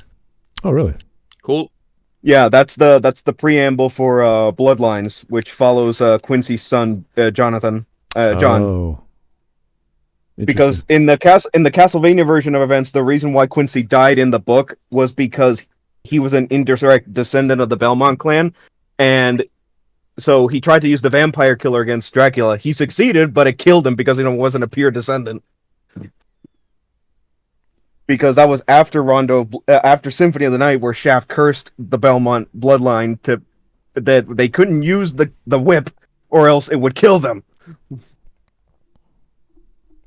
Yeah, but that's a very specific piece of lore that I don't think That was introduced in Portrait of Ruin, which was the sequel to Bloodlines, where John's son Jonathan had to break the curse on the whip. It sounds quite important. And that leads directly into Julius Belmont from 1999, the Demon Castle War, where Dracula is finally permanently killed. Again. No, for real. Yeah, he is fine. He's legitimately killed for real. In that, right. No, he is. He doesn't come back in Aria and Dawn of Sorrow, which are the next games, which are in the 2030s. Yeah, the Dawn of Sorrow story, or the concept behind that, is Soma is the reincarnation of Dracula's soul, not, But Dracula himself never comes back. Yeah, exactly. Okay, so he's theoretically back, but not. But really. in an ironic twist, it's like Dracula's reincarnation is a good guy. Yeah, essentially. But the Count himself was permanently killed in that battle in 1999. So, okay. Anyway, if he makes an argument about arts and art styles, I'm gonna shut this down. It's too much for me. I hate people who insult art. Oh, this is generic art. No, it's not. Yeah, welcome to early video games. Things are different, but failing. Things have to be different. Adaptations should change. No, they don't. No. You have it the wrong way around. If you make a change, you have to explain, you have to justify why you make it. You don't have to. Nobody has to justify why things remain the same. You have to justify why you change the thing, why the change makes it better, why it is necessary to make that change. Is it necessary to change the thing? If not, then why do you do it? Which, again, is the games themselves did that with, again, like after Symphony, there was a major gap between Belmonts because, again, the curse that Shaft put on the Belmonts, which is why there are other games where we don't play as Belmonts. That retcon was to justify that decision. Yeah, if in the story you notice, there's a gap here, and then later on you fill that gap, that is a necessary change. Or it's a justified change, rather. And it was a very good change, speaking as a fan of the series. This is not even... Yeah, but because, and as I said before, we went over this, because it's an adaptation doesn't justify that you change everything. You adapt what you need to adapt. Yeah, I don't think he's making an actual point here. He's just saying, well, because medium, therefore change. It's like, well, what do you mean exactly? No. Therefore, we can completely rewrite the story and change all the characters. No. Yeah, fuck off. Same, but in a different medium, That's an adaptation. In its current form. Go play it. It's a good game. But if you actually want a good show, things are going to need to be different. Now, this is another one I think is really fucking stupid. People have been complaining that Richter got emasculated. He did. Which comes off to me as the most insecure fucking juvenile shit. So let's go into Protection. it. What happens? Oh god, did you see this facial animation here? There was a petty 3D thing. They always did this in close-ups to show emotion because they're too lazy to actually draw anything like this. It looks like the Uncanny Valley robots. Is that Richter runs killer of his mom, who is portrayed in the show to be a higher caliber of vampire. Yeah, but it's Richter... trying to portray PTSD, and the way the PTSD is portrayed, that's not the way it works. And even then, the Richter from Rondo of Blood, the game, in that situation, would body this guy. Okay, he finally brought it up, and wonderfully within the time frame, so I get to bitch about this scene. So, Ginga, you originally said that, well, have you seen a Nocturne? No, I'm not gonna. Good. You said that Richter had nothing to apologize for when we were talking about Black Ned saying, "Oh, we knew you'd come back." Yeah, there was something that he needed to apologize for, and that is this scene. In this scene, him, Annette, the French girl, and her quote-unquote mother is in the dungeon, the French girl and the mother cannot possibly fight these vampires off and will be killed if Richter runs away. And Richter runs away. Well, After seeing this guy. Well, now the point I make here is that if this were really Richter, he wouldn't run away. He would body this guy. Exactly. If he was Richter, let's say even PTSD struck him, he would stand his ground and then get his shit. Would still retaliate. Yeah. Yeah.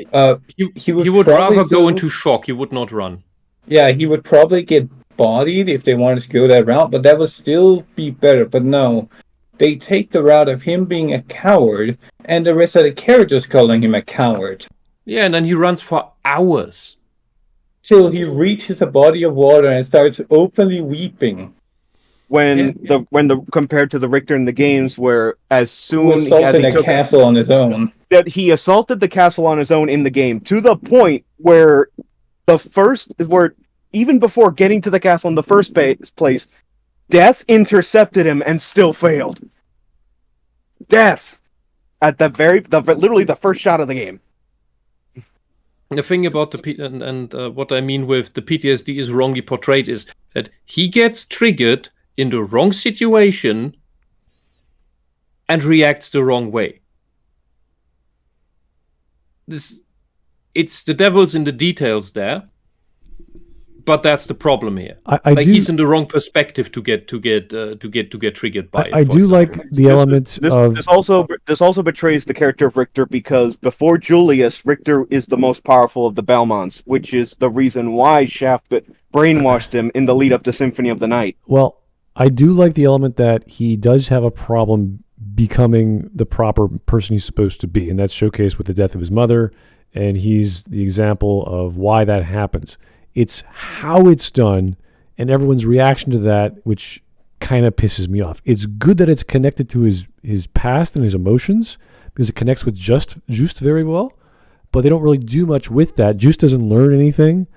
And again, Richard just runs away and winds up in the same scenario where he has to then fight, and he gets his climax. So this could have happened all within this scene, but they stretch it out all to have him run away so that Annette can get pissed off at him, and so she could have a scene where she is then showcasing, oh, I thought the Belmont boy would have helped us, but he's a loser. Like, just to have that, as opposed to him running away, tripping and falling, or feeling weak, or feeling cornered, and then rising to the challenge to get, no, I got to stop this dude. I got to save my friends. We can't just stop and run away. We got to, he has to do that on his own, and he doesn't.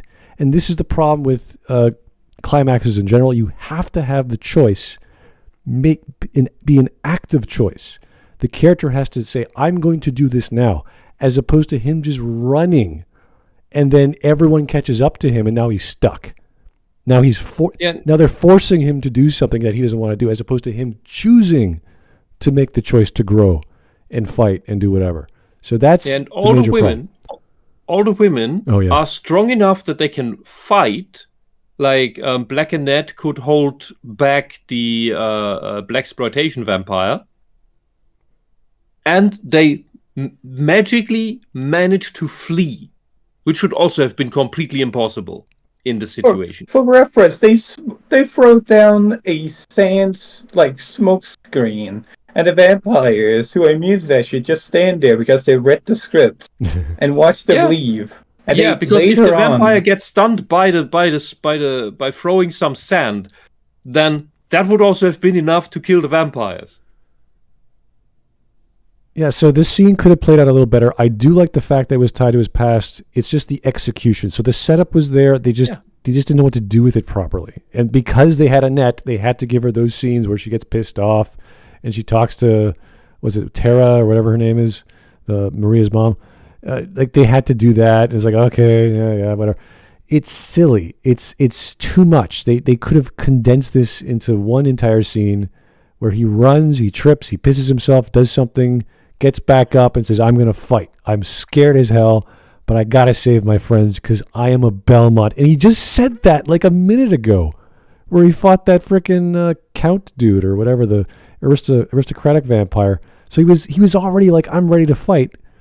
And then he goes, oh shit, Olrox is here. What do I do? Right. He has this big speech that Netflix posted that clip of him saying who's fucking next, like he's a Mortal Kombat character, on Twitter saying who's willing to fight this guy. And everyone was pointing out, like, half a minute after this, he runs away like a little bitch with his tail between his legs because the black dude shows up. It's pathetic. Yeah, so there's a lot of misfires in this show. They had the setup, they had the lore, they had some of the lore. There wasn't that much to work with, but they had some of it. They tried to be creative with it. They misfired. It's also false advertising because it implies that, oh, this is the main guy. This is the main character. Well, we're going to see him normal. Do things that we don't. Marketing is always going to be like that. That's not a big deal, I think. No, it is. Okay, it is. Fine. Because you can market things somewhat honestly, and you can market things as completely misleading. It's all lies, don't worry. More importantly, don't make the same argument as this guy. That just because there's lying in advertising, that everything is lying is okay. No, fundamentally, there is a problem when the show advertises itself as Richter Belmont's story, and really it's Annette's story. And the story of her getting back at the slavers. Yeah, I wish... It's like the He-Man thing. I wish they focused on Richter and Maria a little bit more. They did some of it, but Maria's mother has to take place of Annette because in the game, Annette becomes a vampire. Now it's Maria's mom who becomes a vampire. And I'm like, okay, that can work. But they just keep focusing on Annette. It's like, can we focus on the main characters? Why is Annette always in the scene? Because Annette is the main character. Well, that's what our point is that yes, there is such a thing as bad marketing. Yeah, and we're not allowed to get the story that is actually Castlevania. It's Creole action girl, magic witch girl, or whatever. I don't know. And the excuse cannot be, oh, but there's so little, so we just do a completely different story. No, the Castlevania story has these 2-3 story beats, and those define your story. Yeah, imagine and if flesh out everything between that. If Annette was actually impressed by Belmont and he was still scared, like he was actually a coward, but he still managed to win the day. Like that would have been great. Like he's flawed, but he's still doing his job, even if Annette doesn't like him or for whatever reason. But he ends up winning, or partial victory, or whatever you want to call it. Like they could have kept his demeanor. And had him fail, but he's like he still wants to fight. Like even though he's hurt and he lost, he's like, no, we're not giving up. What are you talking about, Annette? Why are you whining? Shut the hell up. We're fighting the next 2 minutes. I think the problem is that they made his problem about, oh, I can't use magic. I don't know why, which is the PTSD thing. When instead they could have put that to his physical fighting, to his fighting ability in general. I agree, and because said, I have trouble. I want to fight, but I just freeze up all the time. Because they could have used Annette or Maria or Just to teach him how to bring that magic out or whatever, and it never happens. It has to him be threatened to death in the river or with the water to the guy with the axe. And I'm like, okay, this is one way of doing it, I guess. So they invent more characters like the axe random henchman dude. So like that's how he got his powers back. Some random guy was about to kill him. Like, okay, I mean, why not? My ass. Yeah, no, there's all these opportunities to put the main characters together, and they just runs away. Like, oh, jeez. And Just was just sitting there, like, oh, this is nice. I'm screwed. Oh man. Anyway, let's go for another minute. And then we'll call it a night because he is angry at fans, and I don't care. Yeah. I really don't want to listen to him. Juice didn't even need to be here. I've ever encountered up until that point. I don't understand why you're mad. I genuinely don't. Richter bodies most people because he was full of himself all the time, dismissing threats like, oh, it's all just child's play, while half getting killed. With Richter in the games, he had the balls to go straight to the castle to the point where, again, like I said earlier, to the point where Death immediately went to intercept him, and he still failed. Richter bodies most people that he fights. He fucking turns a dude into an ash pit. after he overcomes the PTSD, you idiot. Do you understand story, even the one that you've been shown? He's a bad fucking decapitates a guy right before that happens in a solid 1v1. He was even giving Doltra a run for her money. In fact, That was also afterwards. What is wrong with you? Again, Richter never had that coward moment. He was never a coward. He was the most powerful of the bloodline up to that point. He didn't have any of this baggage going into his journey into the castle. And these people don't get that. Yeah. he hadn't been interrupted by the big bad guy. Because here he then is approached by the goddess, which is a bit more powerful than the guy who gave him PTSD, who is in this scene fighting on his side. Killed her. If you look, he's kicking the absolute shit out of her. So it's not like he's portrayed as ineffective. He's one of the stronger members of the party, if not the strongest. And I know that he ran away because he was... We didn't see that because in the beginning he had to be saved by Black and Ned.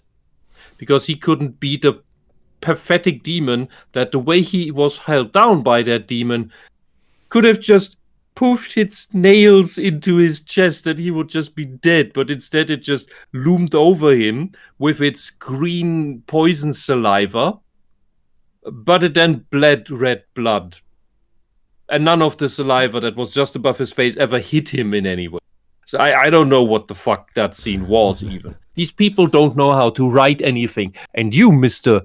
Media Literacy, couldn't even tell that from the imagery. Pathetic. Scared and had personal trauma. But if you look at what's going on, Richter... Like, look how long they are waiting. He had run down all the tunnel. And they look and, what? Let me cast this the ninja disappear spell. Goodbye. Please let me wait. Please wait a second until I cast it. Strategically, at least, is correct to run away. Aurochs... That stops her.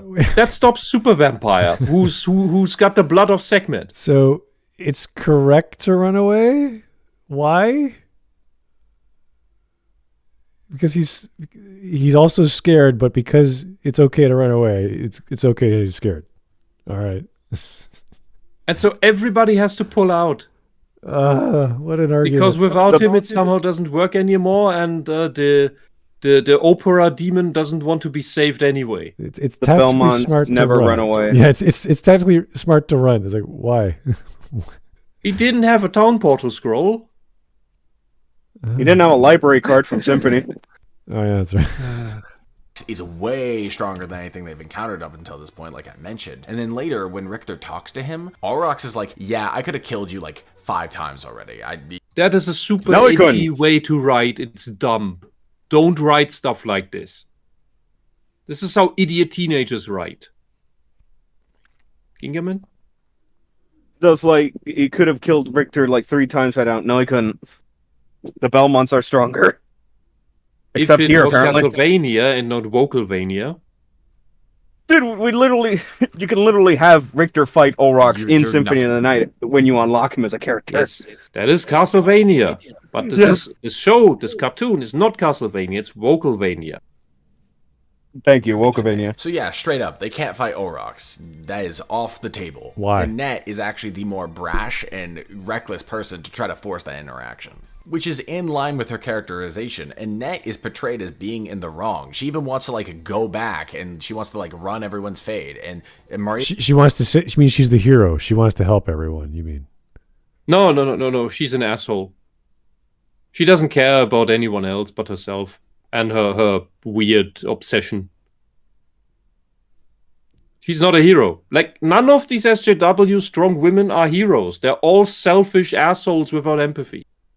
Literally any protagonist from the games would call this bitch out on her stupidity. I said when we had these scenes here, I said, yeah, let her run away, let her run to death. Then we can have a normal story. Yeah. Then it'll be Castlevania. Well, if they're Jesus. in the stories, I mean, if they're in the game stories, then Annette does die. So, I mean, Maybe they'll. Well, again, canonically Richter saves her, so. Okay, fair enough. Yeah, it's like, dude, that is tantamount to suicide. You're being stupid. Also, Annette's own mentor is like, dude, everyone runs away from their personal trauma at first. That's just what people do. Trauma is just a thing that we all have. Oh yeah, that scene is also a hint at Gnostic belief systems, because the shiny thing in the distance, that's the source of everything. Richter emasculated because he ran away from his mother's killer, who's been his trauma for his entire life. So he showed weakness one time to No, you forget the first episode, you fucking hack. His personal trauma. Your worldview is incompatible with how human beings operate. What? No, yours is. You don't understand. You don't understand PTSD. You didn't watch the show completely, it seems, or you conveniently forget everything else in order to make your fallacious argument. Like all the other fallacious arguments. All right, I think we're done. I'm sorry, that's your Yeah, that is. How many more insults do you guys want to listen? This is getting stupid. He still hasn't defined woke. He's never will. It doesn't matter. This guy's on his own little world, and he's never going to listen. Just 5 more minutes. I don't want 5 more minutes. I want to finish this. Well, guys, what do you want? Another 4 more insults? Well, you're just dumb. You don't understand what it means to be human. You don't understand vampires. You don't understand media. Yeah, because we can insult him back. No, I was going to say, Smud, you don't have the balls to quit a Castlevania at the Clock Tower, so why should we put this video here? I can play a Clock Tower in any Castlevania, and I successfully got grants every time I play Castlevania 3. No. This is the equivalent of the Clock Tower in this video. We have to power through it. This is dumb. I mean, if you two are like balls to the walls, willing to do this, then sure, I'll stay. As long as Smud is cool with it. Well, in the end, it's Smud's call because it's Smud's stream. I'm gonna go for 1 more minute. If I hear 1 more insult or like this argument, well, you're just a child. You don't understand art media criticism. It's like, come on, dude. All right. We'll go to 8:30 and we'll stop. All right, fine. Sorry, that's your L to hold. You don't understand how people work. If you just want men to be like emotionless ghosts, then you are part of the reason why they kill themselves. The Belmonts Oh aren't my that god! either. Oh my guys! Do you know that because we don't understand men, that's why they commit suicide? Did you know that? Fans of Castlevania? Wow. How many more insults in this minute alone are we going to hear? That was the prime insult. I kill guys. Did you know that? God, because I don't understand them. You know all those trannies that kill themselves from botched surgeries? That's my fault. I don't understand them. You are the problem. It's Dracula's fault. I'm actually speechless. Like wow. That is a spicy meatball. I agree. I would agree with Libra Wolf in the chat to finish it. This is insane. This is insane. Yes. What am I going to be accused next of terrorism? Like what is? Like, you not liking Castlevania is the reason why Hamas is acting. I killed all the Ukrainians. I killed all. No, This Libra guy Wolf. who No doesn't sexy understand. faxes. This guy who doesn't understand how people work, how trauma works, how emotions work. Or logic, for that matter. Accuses everyone who doesn't like Castlevania of not understanding it. The projection is we can solve climate change with this guy's projection. You could say that this video is making Smud cry bloody tears. Oh, God. I earned that one. Fight me. I'm not gonna fight you because you did. But I'm still gonna boo you. Soul Calibur 6? Hey. Anyway. Debatable. Oh. Next 30 seconds, if there's another insult, I'm just gonna walk away. You said a minute. You liar. You can watch next. I'm gonna go downstairs and get a drink. I don't give a shit. Some grade A whiskey. Anyway. I think Richter actually having to overcome a problem makes him a significantly more interesting character. That's true. Speaking of worldviews, the main thing that I hear, the primary thing I hear, is that this show has gone woke. Ugh. Yes. Wow, Finally. we are We're 7 finally at minutes, Finally. 42 seconds in. He's finally addressing the topic. Thank you, sir, for staying on That was topic. at the latest season 3, by the way. He's finally at the topic, so that means keep going. Amazing. I don't want politics in my Castlevania. This has an agenda. I hear a lot of shit like that. First of all things that comment on values that have a message are political. Oh, everything is political, guys. Oh my god. Everything is political, therefore everything needs to be my politics. Therefore, I control your privacy. Everything is political means what you do in your bedroom. And that means he wants to say what you do in your private life. Because that's what things being political means. You can politicize everything. That doesn't mean everything is political. Only the tyrant wants to politicize everything. Has this become Fuck you, it's my weenie. I'll do whatever I want with it. Has this become a Renegade Cut video? Like, he's just going, is there a Trump reference next? Like, what's happening? Is he going to start talking about the bourgeois? Like, what is this? We are at the Paris Commune. Is he going to start teaching English in Timbuktu or wherever he goes to school? Oh, this is beautiful. In Transylvania. Values are where you derive your politics from. So I don't care about politics, you moron. Why does this have to do with values? Yeah, your values are shit. You're a race fetishist. I believe in not hurting people. Well, that's a political message. Like, well, no, it's not. What is he talking about? A story that has values is political? How? Sozialismus is good. The story of the Princess Bride, the guy wants to go back to his true love. Well, it's a political message. No. It's an adventure. You keep using that word. I don't think it means what you think it means. This is stupid. This guy has no idea what he's talking about. It's like he's just regurgitating other socialist it's like garbage. He's heard some I don't know, some paraphernalia from someone talking about it's good to protect minorities, and he just keeps incorporating it into everything he sees. Dude, Smart, everything we've heard from him is regurgitated slogans from any other social justice useful idiot. Every line. He has not a single original thing he said. Not a single one. Yeah, with Maggie, we can That's why I find it so funny. Yeah, with Renegade Cut, with Maggie, with these other folks, they're putting on a show in some capacity. So I'm like, all right, they're fun. They're having a show. They're having a little laugh. They're acting. Great. This guy, I don't know what he's doing. He's not acting. This is just your absolute bog standard useful idiot. There's nothing I could point to. No original thought. That shows me he's... Yeah, his name is accurate. He has too much caffeine. So much caffeine that he has to wire it directly to his brain at this point. Yeah, but look, that may be the problem, because caffeine doesn't actually energize you. It only suppresses your feeling of exhaustion. That means his brain is probably empty at this point. All right. Given what he said so far, that doesn't surprise me at all. We've got 30 seconds. We may as well finish it off. So anyone wants to comment on what is good and what is bad is inherently making a political statement. No. Philosophical. Oh my God. So wait a second. The politics is completely detached from what is good and evil. This is its own realm of nonsense. This is like saying, sophist. You know the body of knowledge called ethics? That's political. It's like, no, it's not. You know the body of knowledge called aesthetics that has good and bad in it? That's political. It's like, no, it's not. You know the body of knowledge called anything in philosophy outside of politics? That's political. It's like, no, it's not. That's the quality. But you can politicize it.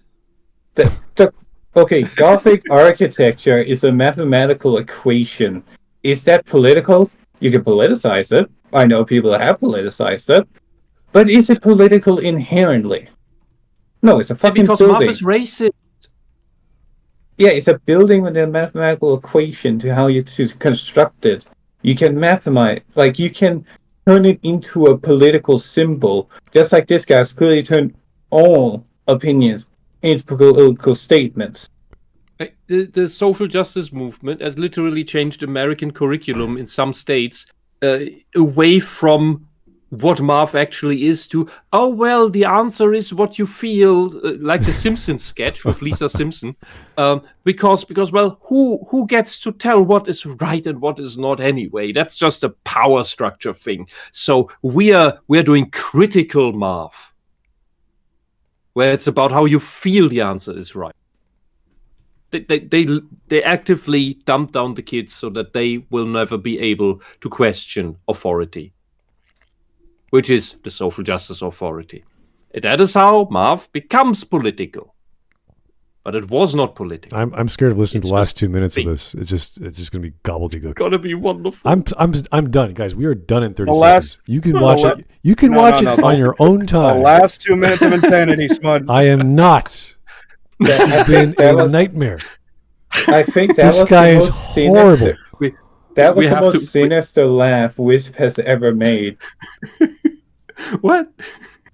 I'm just having fun. I would smack this guy if he was talking this way to me in person. Like there'd be something wrong with him, and he'd be screaming at me. I'm just like, I'm holding my beer. I'm being very chill, and then he's like, "You caused the Holocaust." I'm like, okay, we're done. We have to fund Smut some really good drink for this Anyway, as compensation. let's get this over with.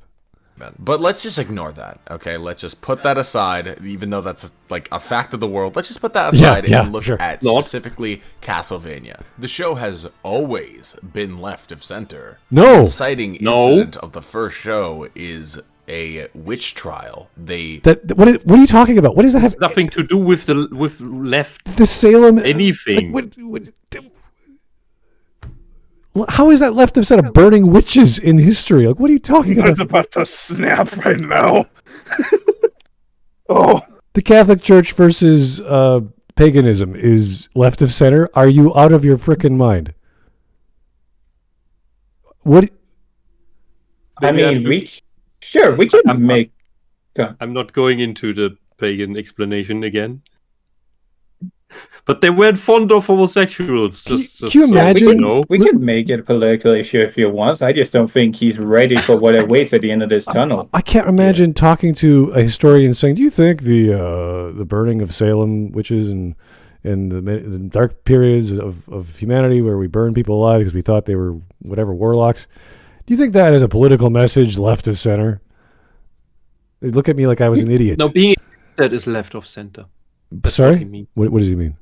Being against the witch burning is left of center. That's what he means. Because somehow that's then socialist. What? But that term wasn't a thing during these times, really. If you want to go at that, that would be just the Hegelian sophistry, the dialectic sophistry, which was around a lot. But that again would be a religious thing because that comes out of Gnosticism, which tried to subvert the Catholic Church, among other things. They try to. They The try only to politics subvert. there is a war between religions. Right, and we can get into a whole stream about Gnosticism, but Gnosticism is a natural subversion of all religions. And science. That would be Yep. something of an issue specific to the church or an ecumenical matter, nothing to do with a political or societal problem. This is just what a bunch of people in power disagreed because of a bunch of rumors of what was good and evil for people 1,000 years ago. How is that left of? I just don't. Doing things like this is just the idea of authority gets rid of the people that its things are the bad people. It's a subjective. You could say that's a subjective thing, and you would be right. All right. Well, we're almost done. Stake prominently more religious as well. What is he doing? That only no. works. That only works as long as you don't accept that socialism is a religion because it operates like that. The working title for the Communist Manifesto was the Communist Confession of Faith. What is this? What is he doing? You don't, my boy, you don't want to argue that faithlessness means that, the people that burned that woman wanted to do it for the attention. You know which political spectrum tends to be the most attention-seeking of the government? You know the scientific advances it ain't of the right of center. And don't forget the scientific advances that the Catholic Church especially brought us. That's not to be talked away. That's not to be dismissed. Is he Because trying? those were the centers of learning. Is he trying to point that U.S. Americans, religious Americans are thinking a certain way politically? Like, what is this? Democrat versus Republican. Okay, so we have religions on the bottom. which are mostly Democrat, and religions on the top, which are mostly Republican. Sorry. What are you talking about, sir? Because most people who are religious are Democratic or the part of the Democratic Party, therefore burning witches is I don't know what's going on anymore. Should we bring up countries that are pretty like atheistic, like I don't know, Bohemia? Well, I was gonna say it's like if anything, like the church in the Castlevania series, and by extension the Belmonts, would be on the higher end of this damn chart. Well, they tend to forget talking about the religious elements of the Belmonts, even Maria's family. I mean, Maria's mother slept with a priest or a man who's about to be a priest, or I don't even know the history of that. I mean hell, in Lament of Innocence. I was gonna say in Lament of Innocence, the series prequel, the entire reason why Dracula exists is because Matthias Kronqvist was away in battle, and not taking care of his sick wife who died before he could come back.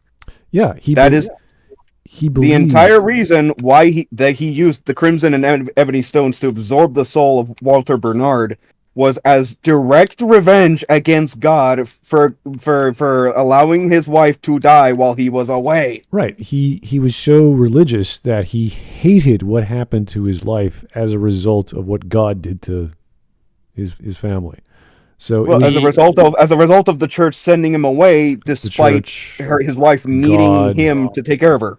Right. You can the real world comparison doesn't hold up as well because the church within Castlevania has a very good reason for existing and being a bit overprotective because magic is real, demons are real, very real, and if you get demons, they massacre people left and right because normal people actually can't just kill these things.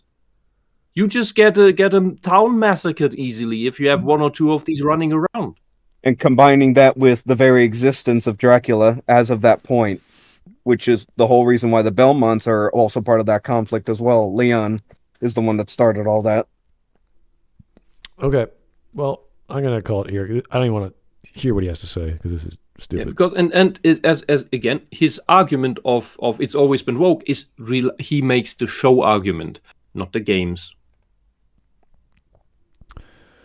All right, let us get the stream memes. Hopefully, we'll have a good laugh so I can go to bed. Before we go to stream memes, can I say one thing? Well, where are we going? But yeah, go ahead. That is yes, okay. Anyone who's watched Vocalvania, not just this season, not just this Nocturne bullshit. First off, you have our pity. If you've been really, really put off by the bad animation, I just before Smudcast today, I watched the first episode of Frieren, and holy shit, that is really well animated. The backgrounds are truly beautiful. That's watercolored. That's watercolor on. It looks like it's watercolor on canvas, and they play around with it. It's beautiful. It's absolutely stunning. If you need a palette cleanser, watch Frieren. There is the artwork from Kojima, and this was everyone points to the extremely long neck. This is one of those weird, I don't know what she was thinking sort of art, because she does really good artwork, but this feels like a sketch, and then she painted it, and then she didn't realize how long the neck was. The artwork of Annette. Yeah. This is from the Rondo of Blood remake. Yeah. The remake? Because it got a remake on the PSP. Yeah, it was great. Yeah. We have a new adaptation to produce. Who will make it? Race swapping the characters, gender swapping the characters, leaving the characters as they are. It's the one guy with common sense out. Yeah. Makes all the vampires black. Protagonist is a guy with a whip. What did they mean by this? Yeah, what did they mean by this? I don't know. There is a scene in which Annette is talking about her slavery experiences, whilst Richter is cracking the whip in the background. Doing some training exercises. Oh gee, I do not know the greater significance of these changes. Ooh, whatever is it? Oh Lord, what a blessing it is to see the White Belmont boy whipped to death of my lazy ass blood sucking. Yeah. Reject modernity, embrace tradition. Yes. God. Look at those ladies. Look at this. There's Shanoa, there's Maria, and that is Yoko Belnada's from Aria and Dawn of Sorrow. yeah, that's her anime version. Yeah. Those pictures look so much better. That's the Dawn of They look wonderful. That's the DS version of Yoko. Yeah. Oh, there we go. The Belmont who fought alongside Alucard. The Belmont who was saved by Alucard. Look at great artwork. The Belmont who kind of looks like Alucard. And you want to know what? You want to know what the last one is? I know. You can say it. The Belmont, the Belmont who fucked Alucard. The Belmont that doesn't exist anymore, I guess. Belmont, the one Belmont that doesn't exist anymore, and it was a woman. Yeah. Because everyone realized it's like, yeah, this contradicts damn near everything, which is why Ega produced Lament of Innocence in the first place. Was that the reason? It was because the gameplay or the lore that screwed it up that they didn't want to keep it. The lore of the game, because Sonia Belmont, that's the lady here, fucked Alucard and gave birth to Trevor. What? Yeah.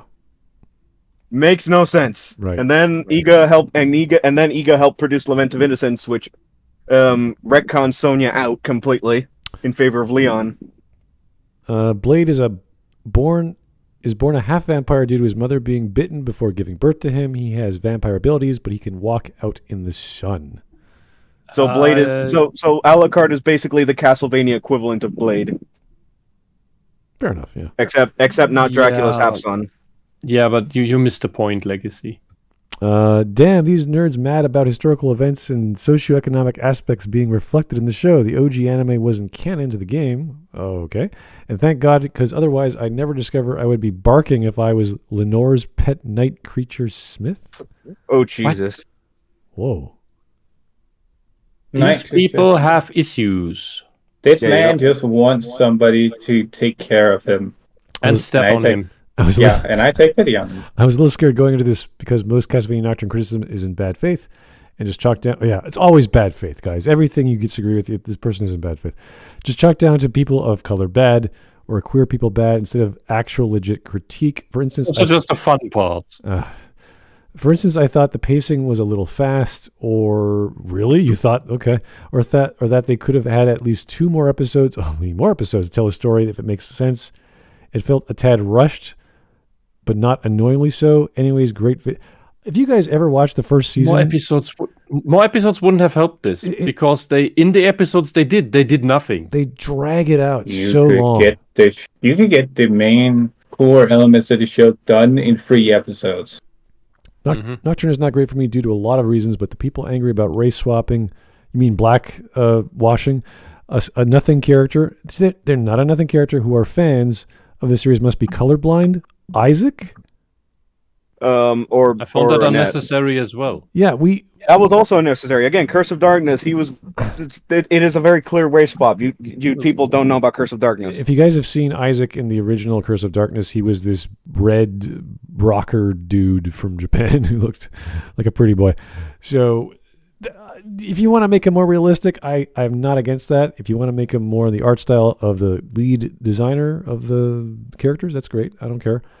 But no, that wasn't a huge issue. I wish they would stick with the actual characters and keep them as is with, tone them down for medieval Europe or whatever you want the setting to be, because Curse of Darkness was a little rock and roll, a little too much at times. So, give him the proper weapons. That would have been nice. Not that weird knife of his. That was kind of annoying. And they had to stick with what would Hector have, a hammer or something to make night creatures?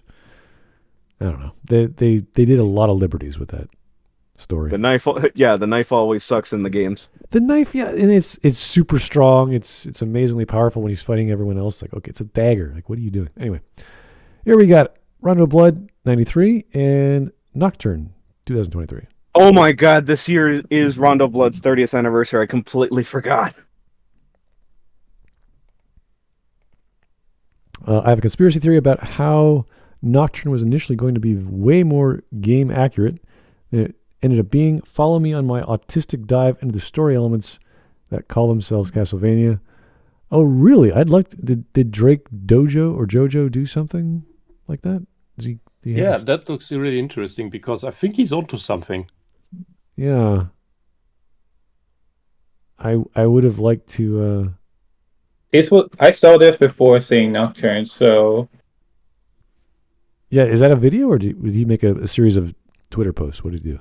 He made a series of Twitter posts exploring his takes on what exactly they were planning. Yeah. And that it likely got changed from upper management. So here we have a comparison between the Halo live action and the Castlevania Nocturne, or the Castlevania series on Netflix. Yeah. Yeah, I love Castlevania. It's only watched the Netflix show. They made the same excuses for Halo. Yeah. So I don't know what this meme is supposed to show. I don't have it. I think it's because it had less fanfare from the usual suspect because it was such a low-hanging fruit, even for them. It was immediately forgotten. And low-hanging fruit. I remember hearing the exact same bullshit arguments that this guy made. Oh, that was great. I love that. Remember that Xbox scene? The Xbox, you download you get a free Uno or free Uno game on your Xbox Live. Yep. He's like, I don't have Uno. You dumb fucking. Oh God! All right, this is another video. I don't know what to expect. So here we go.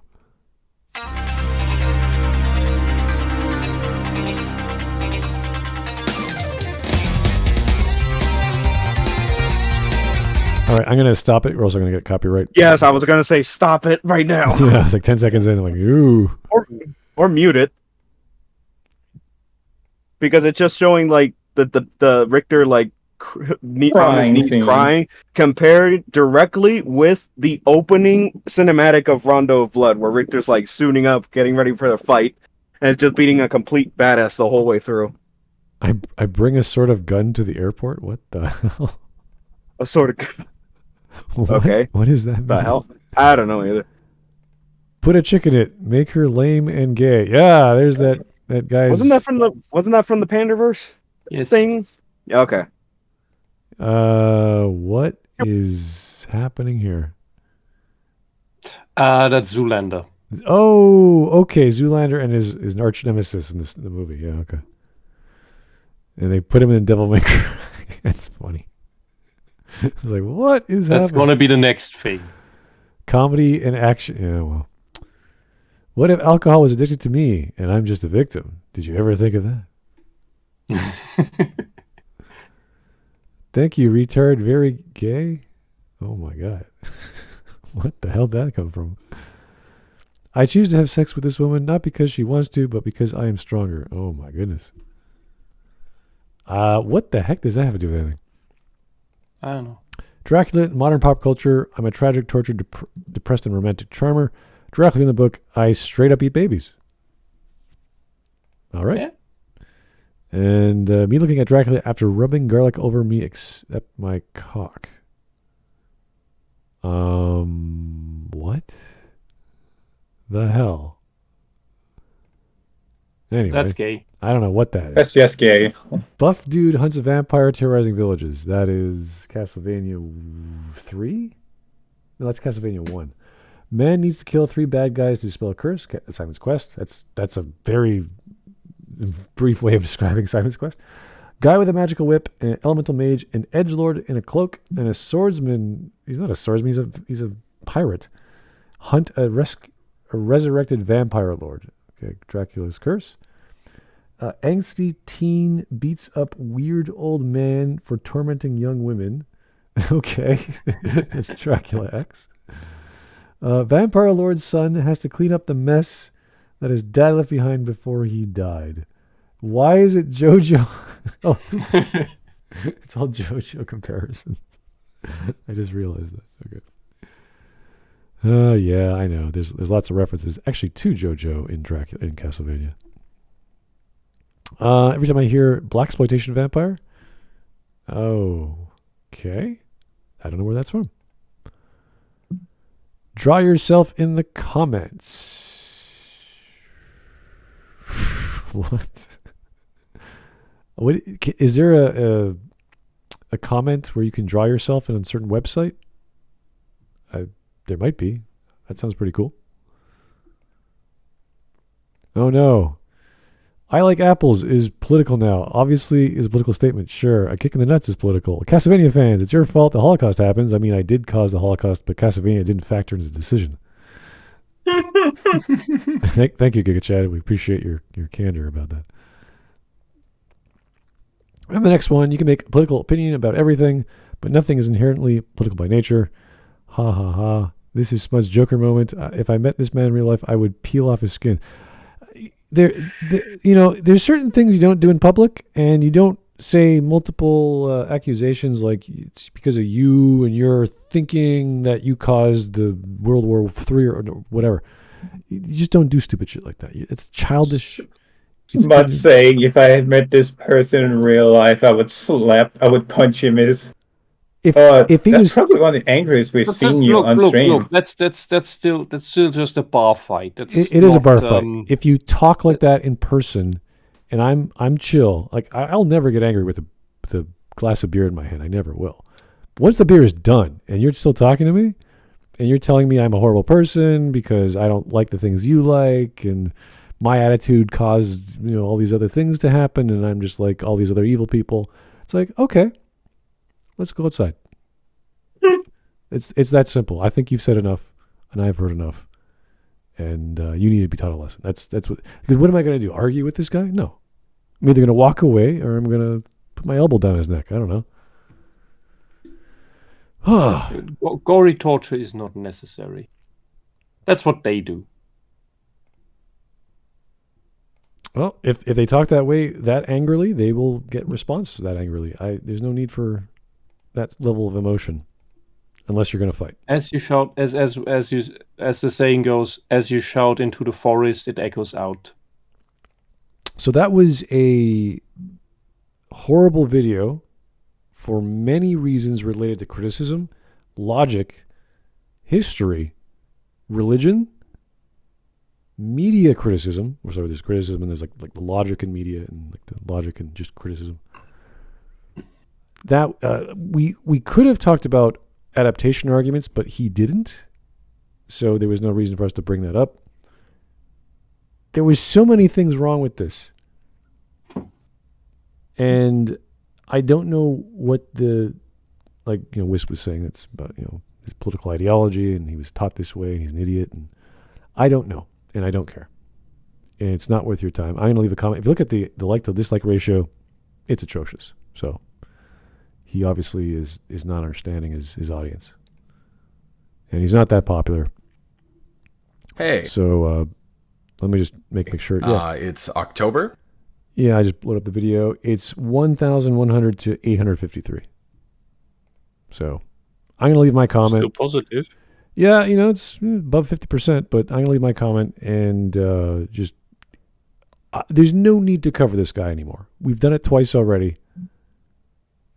It's hot air mixed with, I would agree, with anger and 100% spite for being different. Like God, I actually like parts of this anime. I don't think it's a complete train wreck. I think there are some good elements, but the execution, it's like, oh, it looks so good, and then it just falls off a cliff. Oh, that looks so good. It doesn't look good.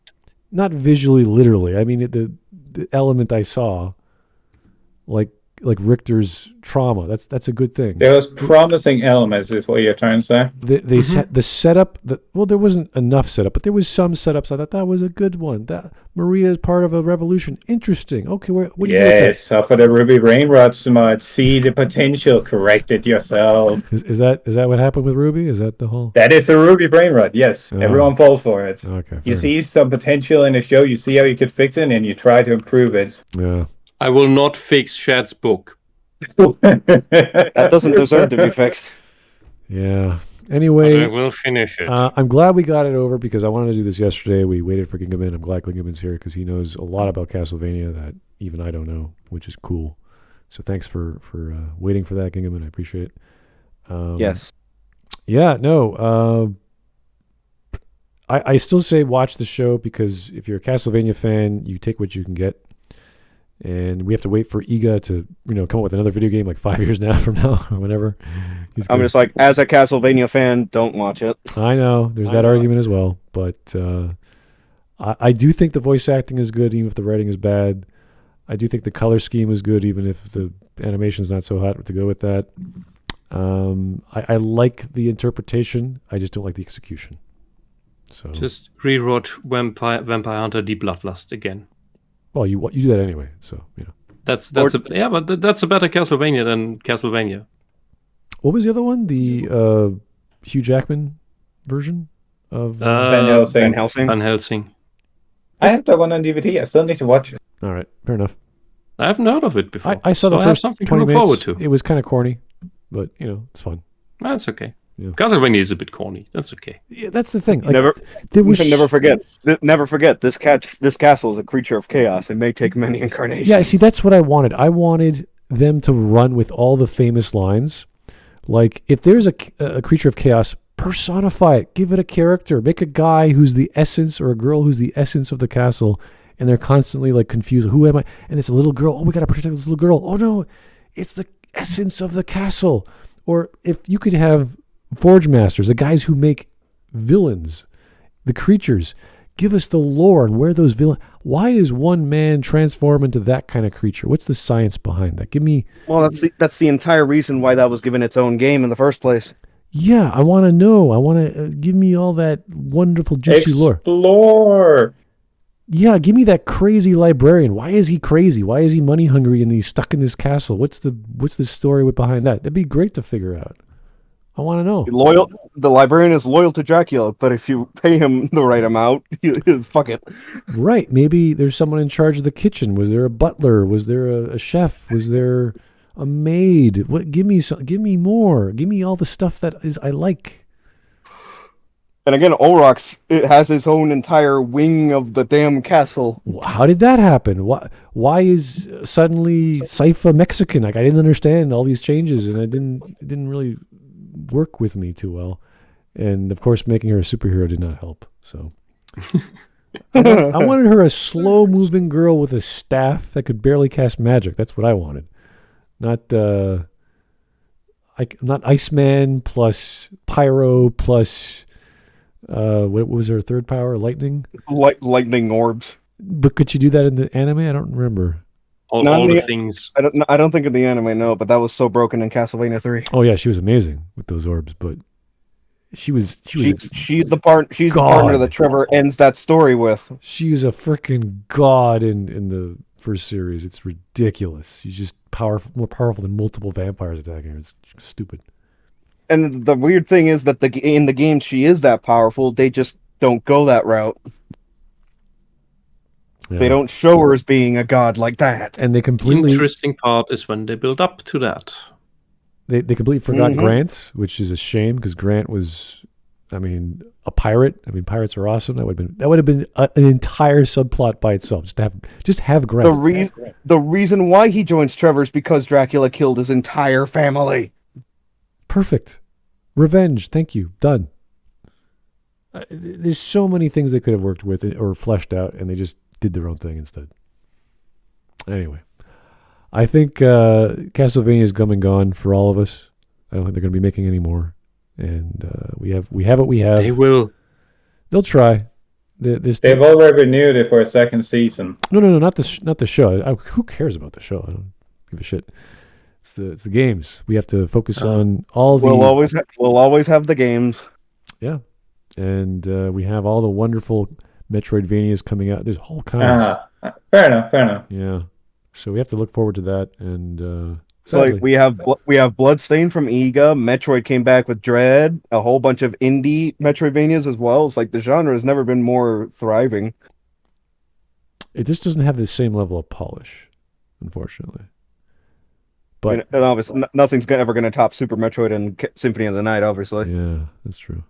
Anyway, guys. Indie's not topping AAA studios. Oh. Anyway, I don't know if they're going to have a Black Belmont in the next stories, but you never know with these guys. Anyway, thank you guys for tuning in. Thank you for the booze or the icon or the spirit of giving me booze. Thank you, Lieber Wolf. I appreciate that. I drank more than enough this week, so I'm okay on the booze front. So I've been kind of sober for the past few days.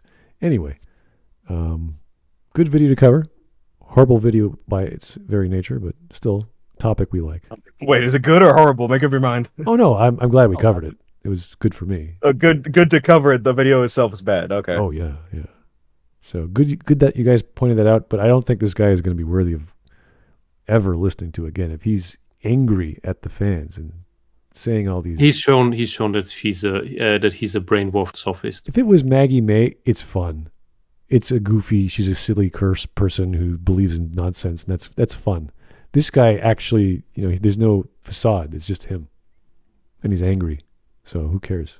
Go be angry. I foresee a blacklisting in this man's future. Absolutely. If the next video is that bad, yeah, we'll push blacklist. Okay. Yep. You give him one more chance? Well, if they show us a video that is reasonable, like the last one we covered was kind of stupid, right? It wasn't horrible. Okay, so the audience, be careful what you suggest. Yeah. Always we have a lot of why blacklisted people already. So Anyway, always watch the videos first before suggesting. yeah, it's a great idea. And give us even give us a reason in the comment of the Discord when you submit why you submit it. Don't just submit it. Give us a reason why. It's always nice to help. Exactly. It certainly helps pick apart the videos that will likely require like a full panel, and those that we can just grind through. Yeah, like with Maggie, it requires a full panel because she's so crazy, and we might. And as you said, it's fun. It is fun. Yeah. This guy is just. She has this overlay. This is insults and anger and childishness. And fanaticism. I don't know what that is. I don't know where he's getting it from. It could be fanaticism. It could be stupidity. It could be he grew up in Ontario. I have no idea. It could be anything. Anyway, thanks, guys. We will call it a night, and happy Saturday. Unfortunately, we gave up on the clock tower. Oh, you didn't pass it? No. In terms of an equivalence with us covering the video, the equivalent of giving up at the clock tower. No, see, at the end of the clock tower, you get Grant the Nasty, who's awesome. At the end of this video, we get that's nothing. in 3, yeah. That's in 3 that the clock tower is early on. Usually, it's near the end, right before the final stretch. Yeah, it's a great clock tower. Actually, that was really hard. And then the one in 3 was pretty good. Yeah. Yeah. Then as soon as you get Grant, the entire game changes. It's fantastic. So. Yeah. But anyway. Anyway, good night. Thank you. Have a good evening. Bye-bye. See you.